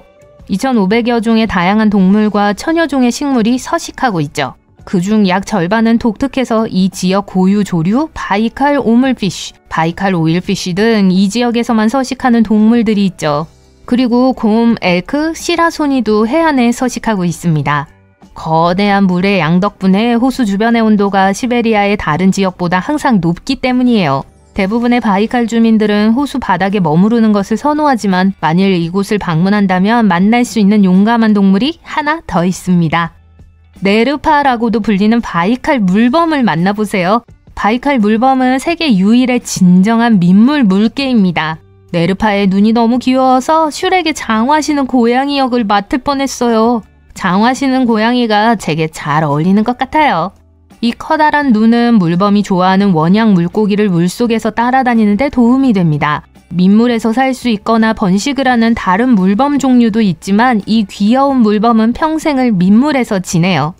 하지만 잠깐만요. 바다에 사는 생물인 물범이 어떻게 바다에서 수킬로미터 떨어진 호수에 살게 됐을까요? 약 40만 년 전 홍적세 시대에 이 모험심이 강한 생명체는 바이칼 호수와 북극해를 잇는 강과 배수 시스템을 따라 북극으로 이동했습니다. 지금도 북극에 서식하는 고리 물범은 바이칼 물범의 가장 가까운 조상으로 여겨지고 있습니다. 오늘날 바이칼 물범은 물길의 변화로 인해 민물 고양에만 갇혀 지내고 있어요. 이들은 다양한 먹이를 선택할 수 있는 이곳에 매우 만족하고 있는 것으로 보여요. 물범은 주로 호수의 북쪽과 중앙 지역에서 활동하지만 겨울에는 남쪽으로 이동합니다. 호수는 얼음으로 덮이는데 바다의 사촌들이 바위나 해변을 이용하는 것처럼 물범은 호수를 휴식 공간으로 이용해요. 적어도 1969년 이후부터 바이칼 호수에는 신비한 얼음고리가 여기저기서 무작위로 나타났습니다. 어느 순간에는 너무 커져서 우주 비행사들이 우주에서도 볼 수 있었어요. 이 고리는 보통 4월 말에 나타나지만 1월이나 5월에도 나타날 수 있습니다. 과학자들은 한동안 이 고리가 어떻게 형성되었는지에 대한 코드를 해독하지 못했습니다. 온갖 이론이 있었고 가장 인기 있는 이론은 호수 깊숙한 곳에서 나오는 메탄가스 기포와 관련이 있습니다. 하지만 과학자들은 일부 고리가 가스 배출이 일어나지 않는 얕은 수역에 있다는 사실을 발견했어요. 그래서 국제과학자팀이 이 수수께끼를 풀기로 결정했습니다. 그들은 바이칼 호수로 이동하여 얼음의 구멍을 뚫고 센서를 물속에 떨어뜨렸습니다. 2016년 연구를 시작했을 때 2대의 밴이 신비한 얼음 고리에 갇혔다는 소식이 들렸습니다. 센서의 데이터를 분석한 결과 고리 뒤에 숨겨진 비밀은 얼음 덮개 아래에서 시계 방향으로 흐르는 따뜻한 소용돌이라는 것이 밝혀졌습니다. 소용돌이의 중심부는 해류의 강도가 약했기 때문에 그 위의 얼음은 가장자리보다 더 두꺼웠습니다. 호수의 물은 너무 맑아서 매우 깊은 부분 39m까지 볼 수 있어요. 이는 주변 산들이 녹아내리는 얼음을 호수로 바로 내보내는 덕분이죠. 호수에 서식하는 플랑크톤도 부유물을 청소하는 데 도움을 줍니다. 이 수정처럼 맑은 물이 얼면 비정상적으로 두껍고 투명한 얼음층을 형성해요. 바람은 바이칼에서 조각놀이 하기를 좋아해서 독특한 예술작품을 만들어내요. 바람은 물을 빨아들여 지금까지 본 적 없는 가장 특이한 디자인, 얼어붙은 거품, 고드름으로 얼려버려요. 호수의 위치와 지형, 그리고 녹고 다시 얼기를 반복하는 주기는 이 얼음 공방의 완벽한 조건을 만들어줍니다. 심지어 떠있는 것처럼 보이는 바위도 볼 수 있어요. 바위의 바닥이 얼어붙어 얼음 표면으로 드러나기 때문이죠. 그런 다음 강풍이 주변을 마모시켜 바위를 위한 완벽한 받침대를 남깁니다. 떠다니는 바위가 섬뜩하게 보인다면 바이칼의 네스호 괴물 버전은 어떨까요? 현지 부랴트 사람들은 호수에 사는 워터드래곤 마스터에 대한 전설이 있어요. 아시아 신화에서 용은 지구상에 존재하는 가장 강력한 생명체로 여겨져 왔어요. 그들은 4개의 바다에 4마리의 용이 살고 있으며 각 용이 동서남북 중 하나를 담당한다고 믿습니다. 이 이야기에서 바이칼은 부캐입니다. 이 용의 이미지는 바이칼 절벽의 고대 암각화에 새겨져 있다고 해요. 또한 기원전 3세기에서 9세기 사이로 추정되는 신비한 물괴물을 묘사한 기념비처럼 보이는 거대한 석판도 있어요. 이 석판이 말을 할 수 있다면 지나간 시대에 대해 속삭이며 바이칼 절벽의 수수께끼를 풀어줄 이야기를 들려줄 수 있을 거예요. 전설에 따르면 한 지역 전사가 용을 쫓고 있었다고 해요. 그는 마침내 가장 큰 바이칼 섬인 올혼에 도착했어요. 그는 용과 맞서 싸워 물리칠 준비가 되어 있었지만 용은 아름다운 소녀로 변했고 둘은 결혼하게 됩니다. 이는 고전적인 용을 물리치고 소녀를 차지한다는 이야기의 특이한 반전이에요. 그래서 전설에서는 그 용을 주둥이가 악어와 비슷하고 몸은 갑옷을 입은 거대한 철갑상어로 묘사돼요. 현실에서는 호수에 사는 수많은 거대한 물고기 중 하나임에 틀림없을 거예요. 물속의 높은 산소 농도 덕분에 몸 길이가 몇 미터까지 자랄 수 있어요. 벨루가 철갑상어는 몸무게가 수백 킬로그램에 달하고 최대 50에서 60년 동안 살며 성장을 멈추지 않습니다.